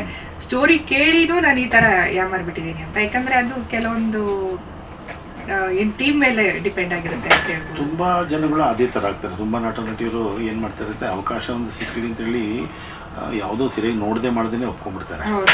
ಅಂದರೆ ತುಂಬ ಸಂಖ್ಯೆ ಪ್ರಕಾರ ಹೋಗ್ತಾ ಇರುತ್ತೆ. ಓ ಅಷ್ಟು ಫಿಲ್ಮ್ ಮಾಡಿದ್ದೀನಿ ಅಷ್ಟು, ಬಟ್ ಗಟ್ಟಿ ಯಾವುದು ಜೊಳ್ಳಿ ಯಾವುದು ಅನ್ನೋದನ್ನ ಆಮೇಲೆ ಗೊತ್ತಾಗೋದು. ಎಕ್ಸ್ಪೀರಿಯನ್ಸ್ ಆಗ್ತಾನೆ ಗೊತ್ತಾಗೋದು. ಈಗ ನಾನು ಇಷ್ಟು ಮೂವಿ ಮಾಡಿದ್ದೀನಿ ಅಂತ ಅಂದ್ರೆ ಏನಕ್ಕೆ ರೆಕಗ್ನೈಸ್ ಆಗಿಲ್ಲ ಅಂದ್ರೆ ನಾನು ಪಾತ್ರಗಳಲ್ಲಿ ಸೆಲೆಕ್ಟ್ ಮಾಡುವಂಥ ಪಾತ್ರಗಳು ಕರೆಕ್ಟಾಗಿ ಆಯ್ಕೆ ಮಾಡಿಲ್ಲ, ನನ್ನ ತಪ್ಪು ಅಲ್ಲ. ಅದು ಹೇಳಿದ್ದು ಯಾಕಂದರೆ ಅದನ್ನ ನೀವು ತಿಳ್ಕೊಬೇಕಾಗುತ್ತೆ. ಅಂದರೆ ಪಾತ್ರದ ಆಯ್ಕೆ ಬಹಳ ಎಚ್ಚರಿಕೆಯಿಂದ ಮಾಡಬೇಕಾಗುತ್ತೆ. ಅದು ಸಣ್ಣ ಪಾತ್ರ ಆದರೂ ಪರವಾಗಿಲ್ಲ, ಬಟ್ ಒಳ್ಳೆಯ ರೆಕಗ್ನಿಷನ್ ಸಿಗುವಂಥ ಪಾತ್ರ ಆಗಿರಬೇಕು. ಆಮೇಲೆ ಆಕ್ಟಿಂಗ್ಗೆ ಅವಕಾಶ ಇರುವಂಥ ಪಾತ್ರ ಆಗಬೇಕು. ಸುಮ್ಮನೆ ಬಂದ್ಬಿಟ್ಟು ಹೋಗ್ಬಿಡೋದಲ್ಲ ಪಾತ್ರ. ಸಣ್ಣ ಪಾತ್ರ ಆದರೂ ಕೂಡ ನಿಮ್ಮ ಆಕ್ಟಿಂಗ್ ಅದೊಂದು ಚಾಲೆಂಜಿಂಗ್ ಆಗಿರಬೇಕು. ಅಂಥ ಪಾತ್ರಗಳನ್ನು ಒಪ್ಕೊಂಡಾಗ ಬಹುಶಃ ನಿಮಗೆ ಬೆಳೀದಕ್ಕೆ ತುಂಬ ಹೆಲ್ಪ್ ಸಿಗುತ್ತೆ. ಸುಮ್ಮನೆ ಇಲ್ಲಾಂದ್ರೆ ಲೆಕ್ಕ ಹೋಗ್ತಾ ಇರುತ್ತೆ. ಕೆಲವರು ಹೇಳ್ತಾರೆ ನಾನು 300 ಸಿನಿಮಾ ಮಾಡಿದ್ದೀನಿ, 500 ಸಿನಿಮಾ ಮಾಡಿದ್ದೀನಿ. ಬಟ್ ಜನಗಳಿಗೆ ಅವರು ಗೊತ್ತೇ ಇರಲ್ಲ ಯಾರು ಅಂತ. ಅದೇ ಸೊ ಇವಾಗ ಸ್ವಲ್ಪ ನೋಡ್ಕೊಂಡು ಮಾಡ್ತಾ ಇದ್ದೀನಿ. ಈಗ ಸಾಕು ಇಷ್ಟು ದಿನ ಮಾಡಿದ್ದು ಅಂತ ಹೇಳಿ. ಈಗ ಯಾವ ವರ್ಷಕ್ಕೊಂದು ಸಿನಿಮಾ ಮಾಡಿದ್ರು ಪರವಾಗಿಲ್ಲ, ಒಂದು ಒಳ್ಳೆ ಕ್ಯಾರೆಕ್ಟರ್ ಸಿಗ್ಲಿ ಅಂತ ವೆಯ್ಟ್ ಮಾಡ್ತಾ ಇದ್ದೀನಿ. ಒಳ್ಳೆ ಪಾತ್ರಗಳು ಆಯ್ಕೆ ಬಹಳ ಇಂಪಾರ್ಟೆಂಟ್ ಆಗುತ್ತೆ. ಎರಡನೇದು ಕಥೆಗಳನ್ನ ಕೇಳಬೇಕಾಗುತ್ತೆ. ಅದು ಕೇಳಿದಾಗ ನಿಮ್ಗೆ ಗೊತ್ತಾಗುತ್ತೆ ಇದರಲ್ಲಿ ಏನಿದೆ ಅಂತ. ಸುಮ್ಮನೆ ಒಂಚೂರು ಹೇಳ್ಬಿಟ್ಟು ನೀವು ಇದು ಮಾಡಿದಾಗ ಅದರಲ್ಲಿ ಮಜಾ ಇರಲ್ಲ. ಮುಂದೆ ಬೆಳಿಬೇಕು. ನಮ್ಮ ಆಸೆಗಳು ಕೂಡ ಏನಂದ್ರೆ ಒಬ್ಬ ಕನ್ನಡದ ಒಂದು ಹುಡುಗಿ, ಅದು ಯಾವುದೇ ಫಿಲ್ಮ್ ಲ್ಯಾಂಡಲ್ಲಾಗಲಿ, ತೆಲುಗಾಗಲಿ, ಮಲಯಾಳ ಆಗಲಿ ಅಥವಾ ತಮಿಳಾಗಲಿ, ಎಲ್ಲಾದರೂ ಕೂಡ ಬೆಳಿಬೇಕು ಅಂತ ಅಲ್ವಾ. ಕಲಾವಿದರಿಗೆ ಯಾವುದೇ ಭಾಷೆಯ ಗಡಿ ಇಲ್ಲ. ಅವ್ರು ಯಾವ ಭಾಷೆಯಲ್ಲೂ ಕೂಡ ಹೋಗಿ, ಈಗ ಲೈಕ್ ದೀಪಿಕಾ ಪಡುಕೋಣೆ ಆಗಲಿ, ರಶ್ಮಿಕಾ ಬಂಧನ ಆಗಲಿ, ಅವರೆಲ್ಲ ಕನ್ನಡಿಗರೇ. ಅವರಲ್ಲಿ ಇವತ್ತು ಹೋಗಿ ಬಹಳ ಎತ್ತರದ ಸ್ಥಾನಕ್ಕೆ ಹೋಗಿದ್ದಾರೆ. ಸೊ ನಮಗೆಲ್ಲ ಅದು ಭಾಳ ಹೆಮ್ಮೆ ಅನಿಸುತ್ತೆ, ನಮ್ಮ ಕನ್ನಡಿಗರು ಅಂತ ಹೇಳಿ. ಸೊ ನಮ್ಮ ಆಶಯ ಕೂಡ ಅದೇ ಅಲ್ವಾ. ನಮ್ಮ ಕನ್ನಡದವ್ರು ಅಷ್ಟು ಬೆಳೆದಿದ್ದಾರೆ ಅಂತಂದ್ರೆ ಈಗ ನಾವು ಏನು ಅಪ್ಕಮಿಂಗ್ ಆಕ್ಟರ್ಸ್ಗಳು ಅವರು ನೋಡಿ ಕಲಿಬೇಕು. ಖಂಡಿತ. ಸೊ ಅಂಥವ್ರೆಲ್ಲ ಸಿನಿಮಾಗಳನ್ನ ನೋಡಬೇಕಾಗುತ್ತೆ ಬಹಳಷ್ಟು. ಯಾಕಂದರೆ ಈ ನಟನೆ ಅನ್ನೋದು ಬಹಳ ಈಸಿ ಅಂತೂ ಖಂಡಿತ ಅಲ್ಲ. ಅಥವಾ ನಾವು ಒಳ್ಳೆ ಕಾಸ್ಟ್ಯೂಮ್ಸ್ ಹಾಕ್ಬಿಟ್ಟು ಅಲ್ಲಿ ಹೋಗಿ ಮುಖ ತೋರಿಸ್ಕೊಂಡು ಬಂದಿದೆ ಅನ್ನೋದು ಅಲ್ಲ. ಒಂದು ಸಲ ನೀವು ಅದನ್ನ ಹಿಡ್ಕೊಂಡ ಮೇಲೆ ಅದ್ರ ಬಗ್ಗೆ ತುಂಬಾನೇ ನೀವು ಸ್ಟಡಿ ಮಾಡ್ತಾ ಇರಬೇಕು. ಸಂಬಂಧಪಟ್ಟ ಸಿನಿಮಾ ಇದು ಮಾಡಬೇಕು, ಅದಕ್ಕೆ ಸಂಬಂಧಪಟ್ಟ ಬುಕ್ಸ್ಗಳನ್ನ ಓದಬೇಕಾಗುತ್ತೆ. ಸಿನಿಮಾ ಹಿಸ್ಟ್ರಿ ಬಗ್ಗೆನೂ ಓದ್ಕೊಳ್ಬೇಕಾಗುತ್ತೆ. ಬಟ್ ನಾನೆಲ್ಲ ಓದೋದು ಕಮ್ಮಿ, ಬರೀ ಜಾಸ್ತಿ ಮೂವೀಸ್ ನೋಡ್ತೀನಿ. ಅಲ್ಲ, ಇದೆಲ್ಲ ಇರಬೇಕಾಗುತ್ತೆ ಅಂತ ಓನ್ಲಿ ನೀವು ಅದರಲ್ಲಿ ಮುಂದಕ್ಕೆ ಬರೋಕ್ಕೆ ಸಾಧ್ಯ ಆಗುತ್ತೆ. ಸೊ ಇದು ಬಿಟ್ಟರೆ ಬೇರೆ ಹವ್ಯಾಸಗಳೇನಿದೆ ನಿಮಗೆ? ಹವ್ಯಾಸಗಳೇನಿಲ್ಲ, ಕಂಪ್ಲೀಟ್ ಇನ್ವಾಲ್ವಿಂಗ್ ಇನ್ ಆ್ಯಕ್ಟಿಂಗ್ ಅಷ್ಟೇ. ಅದು ಬಿಟ್ಟರೆ ಇನ್ನೇನು ಹಾರ್ಸ್ ರೈಡಿಂಗ್ ತುಂಬ ಇಷ್ಟ, ಅದು ಹೋಗ್ತಾ ಇರ್ತೀನಿ ಏನಾದರೂ ಬೇಜಾರಾದರೆ. ಮತ್ತಿನ್ನು ಅದಷ್ಟೇ. ಇನ್ನು ಹಾಲಿಡೇಸ್ ಬಂದಾಗ ಫ್ಯಾಮಿಲಿ ಜೊತೆ ಟೈಮ್ ಸ್ಪೆಂಡ್. ಅಡುಗೆ ಮಾಡೋ ಅಭ್ಯಾಸ ಉಂಟಾ? ಅಡುಗೆ ಮಾಡ್ತೀನಿ, ನಾನೊಬ್ಳೆ ತಿನ್ಬೋದಷ್ಟೇ. ಯಾಕಂದರೆ ರೆಗ್ಯುಲರ್ ಡಯಟ್ ಫುಡ್. ಬೆಳಗ್ಗೆ ಇದ್ರೆ ಇನ್ನೊಂದಷ್ಟು ಡ್ರೈ ಫ್ರೂಟ್ಸ್ ತಿಂತೀನಿ. ಇನ್ನು ಮಧ್ಯಾಹ್ನ ಏನಾದರೂ ರೈಸ್ ಇಲ್ಲಿ ಮನೆಯಲ್ಲಿ ಏನಾದರೂ ಮಾಡಿರ್ತಾರೆ ಅಷ್ಟೇ. ಇನ್ನು ಈವ್ನಿಂಗ್ ಆದರೆ ಫ್ರೂಟ್ಸು, ಸಲಾಡು ಏನಾದರೂ ತಿನ್ಕೊಂಡು ಹಿಂಗೆ ಮೇಂಟೈನ್ ಮಾಡ್ಕೊಂಡು ಬರ್ತಾ ಇದ್ದೆ. ಆ್ಯಕ್ಚುಲಿ ಮುಂಚೆ ಮೂವಿ ಬರೋಕ್ಕಿಂತ ಮುಂಚೆ ಹೇಳಬೇಕು ಅಂದರೆ 65 kg ಇದ್ದೆ. ಇವಾಗ 59 ಇದ್ದೀನಿ. ಡ್ರೈ ಫ್ರೂಟ್ಸ್ ಪ್ರಭಾವ ಹೌದು. ಇವಾಗ ಸ್ವಲ್ಪ ದಿನ ಇನ್ನೊಂದಷ್ಟು ವರ್ಷ ಇರಬೇಕು ಈ ಇಂಡಸ್ಟ್ರಿನಲ್ಲಿ ಅಂತಂದ್ರೆ ನಾನು ಮೇಂಟೈನ್ ಮಾಡ್ಕೊಳ್ಳೇಬೇಕು. ಸೊ ಡೈಲಿ ವರ್ಕೌಟ್ ಅದೆಲ್ಲ ಇದೆಯಾ? ಡೈಲಿ ಇಲ್ಲ, ಶೂಟಿಂಗ್ ಇರೋ ಟೈಮಲ್ಲಂತೂ ಆಗೋದಿಲ್ಲ. ಶೂಟಿಂಗ್ ಇರೋ ಟೈಮಲ್ಲಿ ಚೆನ್ನಾಗಿ ತಿಂತೀನಿ ನಾನು. ಏನೇನು ಸಿಗುತ್ತೆ ಎಲ್ಲ, ಬೆಳಗ್ಗೆ ಏನು ತಿಂಡಿ ಕೊಡ್ತಾರೆ ಅದು, ಮಧ್ಯೆ ಕಾಫಿ ಟೀ ಅಂತೆ ಸ್ವೀಟ್ಸ್ ಅಂತೆ ಎಲ್ಲ ತಿಂತೀನಿ. ಯಾವಾಗ ಮನೆಯಲ್ಲಿ ಇರ್ತೀನಿ ಆ ಟೈಮಲ್ಲಿ ಡಯಟ್ ಮಾಡ್ಕೋತೀನಿ, ಬ್ಯಾಲೆನ್ಸ್ ಮಾಡ್ಕೋತಾ ಇದ್ದೀನಿ. ಹಾಂ, ಸೊ ಅದೊಂದು ಗಾಡ್ ಗಿಫ್ಟ್ ನನಗೆ. ಏನು ನಟ ನಟಿಯರಿಗೆ ಅದು ಬಹಳ ಇಂಪಾರ್ಟೆಂಟ್. ನಿಮ್ಮ ಫಿಸಿಕ್ನ ಚೆನ್ನಾಗಿ, ನಿಮ್ಮ ಆರೋಗ್ಯನ ಚೆನ್ನಾಗಿ, ನಿಮ್ಮ ಮುಖವನ್ನು ಚೆನ್ನಾಗಿ ಇಟ್ಕೊಡೋದು. ಸೊ ತುಂಬಾ ಕಷ್ಟನೂ ಇದೆ, ಅಷ್ಟು ಈಸಿ ಅಲ್ಲ ಅಷ್ಟು ಅನ್ಕೋಬಹುದು ನಾವು. ಇವಾಗೇನೋ ಶೂಟಿಂಗ್ ನೈಟ್ ಶೂಟಿಂಗ್ ಇರುತ್ತೆ, ನಿದ್ದೆ ಮಾಡೋದಕ್ಕಾಗೋದಿಲ್ಲ. ಇಲ್ಲ ಹೊಸ ಜಾಗ ಅಂತ ಹೋದಾಗ 1-2 ದಿನ ನಿದ್ದೆನೇ ಬರೋದಿಲ್ಲ. ಔಟ್ಡೋರ್ ಶೂಟಿಂಗ್ ಇರುತ್ತೆ, ಆಮೇಲೆ ಮತ್ತೆ ಅಲ್ಲಿ ಶೂಟ್ ಮುಗಿಸ್ಕೊಂಡು ಬರೋ ಅಷ್ಟೊತ್ತಿಗೆ 1-2 ದಿನ ಮುಗ್ದೋಗಿರುತ್ತೆ. ಮತ್ತೆ ಮನೇಲಿ ಬಂದ್ರೆ ಮತ್ತೆ ಇನ್ನೊಂದು 2 ದಿನ ಅಡ್ಜಸ್ಟ್ ಆಗ್ಬೇಕು ನಿದ್ದೆಗೆ. ಬ್ಯಾಲೆನ್ಸ್ ಮಾಡೋದು ತುಂಬ ಕಷ್ಟ. ಬಟ್ ಅಫ್ಕೋರ್ಸ್ ಅಂದ್ರೆ ನೀವು ಅಪ್ಪಿಕೊಂಡಿದ್ದೀರ ಒಂದು ನಟನೆಯನ್ನು. ಹಾಗಾಗಿ ಇಲ್ಲಿ ಸ್ಯಾಕ್ರಿಫೈಸಸ್ ತುಂಬ ಬೇಕಾಗುತ್ತೆ. ತುಂಬ ಬೇಕಾಗುತ್ತೆ. ನೋಡೋಣ ಮುಂದೆ ಹೇಗೆ ಹೋಗುತ್ತೆ ಗೊತ್ತಿಲ್ಲ. ಬಟ್ ಒಳ್ಳೊಳ್ಳೆ ಪಾತ್ರಗಳ ಮುಖಾಂತರ ಜನಗಳ ಮುಂದೆ ಕಾಣಿಸ್ಕೋಬೇಕು ಅನ್ನೋದು ಇಷ್ಟ ಇದೆ. ಎಲ್ಲಿವರೆಗೂ ನನ್ನ ಜನ ಒಪ್ಕೋತಾರೋ ಅಲ್ಲಿವರೆಗೂ ಹೋಗ್ತಾ ಇರ್ತೀನಿ. ಜನ ಒಪ್ಕೋತಾರೆ, ನೀವು ಒಳ್ಳೇದನ್ನ ಕೊಟ್ಟಾಗ ಜನ ಒಪ್ಕೋತಾರೆ. ಹೌದು, ಅದೇ ಅದು ಯಾವ ಪಾತ್ರದಲ್ಲಿ ನಾನು ನೋಡಕ್ ಇಷ್ಟಪಡ್ತಾರೆ ಅಂತ ಗೊತ್ತಿಲ್ವೇ, ಅದಕ್ಕೆ ಸದ್ಯಕ್ಕೆ ಯಾವ್ದು ರಿಲೀಸ್ ಇದೆಯಾ, ಯಾವ್ದಾದ್ರು ಸಿನಿಮಾ? ಅದೇ ಮೆಜೆಸ್ಟಿಕ್ 2 ರಿಲೀಸ್ ಇದೆ, ಆಯುಧ ಮತ್ತೆ ಸ್ವಾಭಿಮಾನಿ, ಮತ್ತೆ ಇನ್ನೂ ಒಂದು ಸಾಕಷ್ಟು ತಮಿಳ್ ಮಿಕ್ಸಿಂಗ್ ಕಾದಲ್ ಅಂತ ಹೇಳಿದೆ, ಅದು ಒಂದು ಮಿಕ್ಸಿಂಗ್ ಪ್ರೀತಿ, ಇನ್ನೂ ಯಾವುದು ಒಂದಷ್ಟು ಮೂವಿಗಳು ರಿಲೀಸಿಗಿದೆ. ಬೇರೆ ಆಫರ್ಗಳು ಬರ್ತಾ ಇದೆಯಾ ನಿಮಗೆ? ಆಫರ್ ಮಲಯಾಳಂ, ಅದೇ ಆವಾಗಲೇ ಹೇಳ್ದಂಗೆ ಬಾಲಿವುಡ್ ಕೂಡ ಟ್ರೈ ಮಾಡ್ತಾ ಇದ್ದೀನಿ. ಮಲಯಾಳಂ ಆಲ್ರೆಡಿ ಒಪ್ಕೊಂಡಿದ್ದೀರಾ ಸಿನಿಮಾ? ಒಪ್ಕೊಂಡಿದ್ದೀನಿ. ಅದು ಒಂದು ಬಿಗ್ ಸ್ಟಾರ್ ಕಾಸ್ಟ್ ಅಂತಾನೆ ಹೇಳ್ಬೋದು. ಬಟ್ ಯಾರದಲ್ಲಿ ಹೀರೋ ಅದು ಇವಾಗಲೇ ಹೇಳೋದು ಬೇಡ ಅಂತ, ಸುಮ್ಮನೆ ಅದು ಒಂದು ಸ್ಟಾರ್ಟ್ ಆಗಲಿ. ಅದಾದ್ಮೇಲೆ ಒಂದು ಹೇಳಿಕೆ ಕೊಟ್ಟರೆ ಸರಿ ಇರುತ್ತೆ. ಆಲ್ಮೋಸ್ಟ್ ಎಲ್ಲ ಕನ್ಫರ್ಮ್ ಆಗಿದೆ, ಶೂಟ್ ಸ್ಟಾರ್ಟ್ ಆಗಬೇಕು. ಇನ್ನು ತಮಿಳ್ ಜಾಸ್ತಿ ಸ್ವಲ್ಪ ಟ್ರೈ ಮಾಡ್ತಾ ಇದ್ದೀನಿ, ಹಂಗಾಗಿ ತಮಿಳ್ ಒಂದು 2-3 ಮೂವಿ ಸಿಕ್ತು, ಅದು ಕೂಡ ಶೂಟಿಂಗ್ ಪ್ರೋಸೆಸ್ಸಲ್ಲಿದೆ. ಇನ್ನು ಕನ್ನಡದಲ್ಲೂ ಕೂಡ ಕೆಲವೊಂದಷ್ಟು ಶೂಟಿಂಗ್ ಪ್ರೋಸೆಸ್ಸಲ್ಲಿದೆ. ಅದು ಇವಾಗೆಲ್ಲ ಸ್ವಲ್ಪ ನೋಡಿಕೊಂಡು ಸ್ಟೋರಿ ಎಲ್ಲ ಒಪ್ಕೊಂಡು ಇಷ್ಟು ವರ್ಷ ಟೈಮ್ ಕೊಟ್ಟಿದ್ದೀನಿ. ಯಾವ್ದಾದ್ರು ಬರುತ್ತೆ ಎಲ್ಲ ಮೂವಿಗಳಿಗೂ ಟೈಮ್ ಕೊಟ್ಟಿದ್ದೀನಿ. ಇನ್ಮೇಲೆ ನನಗೆ ನಾನು ಟೈಮ್ ಕೊಟ್ಕೊಳ್ಳೋಣ, ನನ್ನ ಕರಿಯರ್ಗೆ ಟೈಮ್ ಕೊಟ್ಕೊಳ್ಳೋಣ, ಚೂಸಿ ಆಗಿದ್ದೀನಿ ಈಗ. ಅದು ಆ ಕಾನ್ಸೆಪ್ಟ್ ಮೇಲೆ ಹೋಗ್ತಾ ಇದ್ದೀನಿ. ಓಕೆ. ಸೊ ಸಮಿತಾ ಅವರೇ, ನಿಮ್ಮ ಒಂದು ಇಷ್ಟು ವರ್ಷಗಳ ಪಯಣ ಅನ್ನು ಬಹಳ ಚೆನ್ನಾಗಿ ನೀವು ವಿವರಣೆ ಕೊಟ್ಟಿದ್ದೀರಿ, ಖುಷಿ ಆಯಿತು.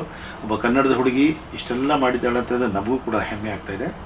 ಹಾಗೆಯೇ ಇನ್ನೂ ಈಗ ನೀವೇನು ಕಷ್ಟಪಡ್ತಾ ಇದ್ದೀರಿ ಅದೇ ಥರ ನಿಮಗೆ ಎಲ್ಲ ಲ್ಯಾಂಗ್ವೇಜಲ್ಲೂ ಕೂಡ ಒಂದು ಒಳ್ಳೆಯ ಪಾತ್ರವನ್ನು ಆಯ್ಕೆ ಮಾಡ್ಕೊಳ್ಳಿ. ಅದಕ್ಕೆ ಪುಟ್ ಯುವರ್ ಎಫರ್ಟ್ಸ್, ಚೆನ್ನಾಗಿ ಮಾಡಿ, ಎಲ್ಲರೂ ಮೆಚ್ಚುವಂಥ ಪಾತ್ರಗಳನ್ನು ನೀವು ಮಾಡಲಿ, ನಿಮ್ಗೆ ಹೆಚ್ಚು ಅವಕಾಶಗಳು ಬರಲಿ, ಆಮೇಲೆ ಒಂದು ದೊಡ್ಡ ಹೆಸರನ್ನು ಮಾಡಲಿ ಅಂತ ನಾವು NTV ಪರವಾಗಿ ಹಾರೈಸ್ತೇವೆ. ಈ ಒಂದು ಸಂದರ್ಶನಕ್ಕಾಗಿ ಬಂದಿದ್ದಕ್ಕೆ ತಮಗೆ ಅನಂತ ಧನ್ಯವಾದಗಳು. ಥ್ಯಾಂಕ್ ಯು NTV, ನಮ್ಮಂಥ ಆರ್ಟಿಸ್ಟ್ಗಳಿಗೆ ನಿಮ್ಮ ಒಂದು ವೇದಿಕೆನ ಕೊಟ್ಟು ನಮ್ಮೆಲ್ಲ ಏನು ಇಂಡಸ್ಟ್ರಿಗೆ ಹೇಗೆ ಬಂದ್ವಿ, ನಮ್ಮ ಜರ್ನಿನ ನಿಮ್ಮ ಜೊತೆ ಶೇರ್ ಮಾಡ್ಕೊಂಡಿರೋದಕ್ಕೆ ಥ್ಯಾಂಕ್ ಯು. ಸಪೋರ್ಟ್ ಮಾಡಿ ಎಲ್ಲರೂ ಅಂತ ಕೇಳ್ಕೊಳ್ತೀನಿ.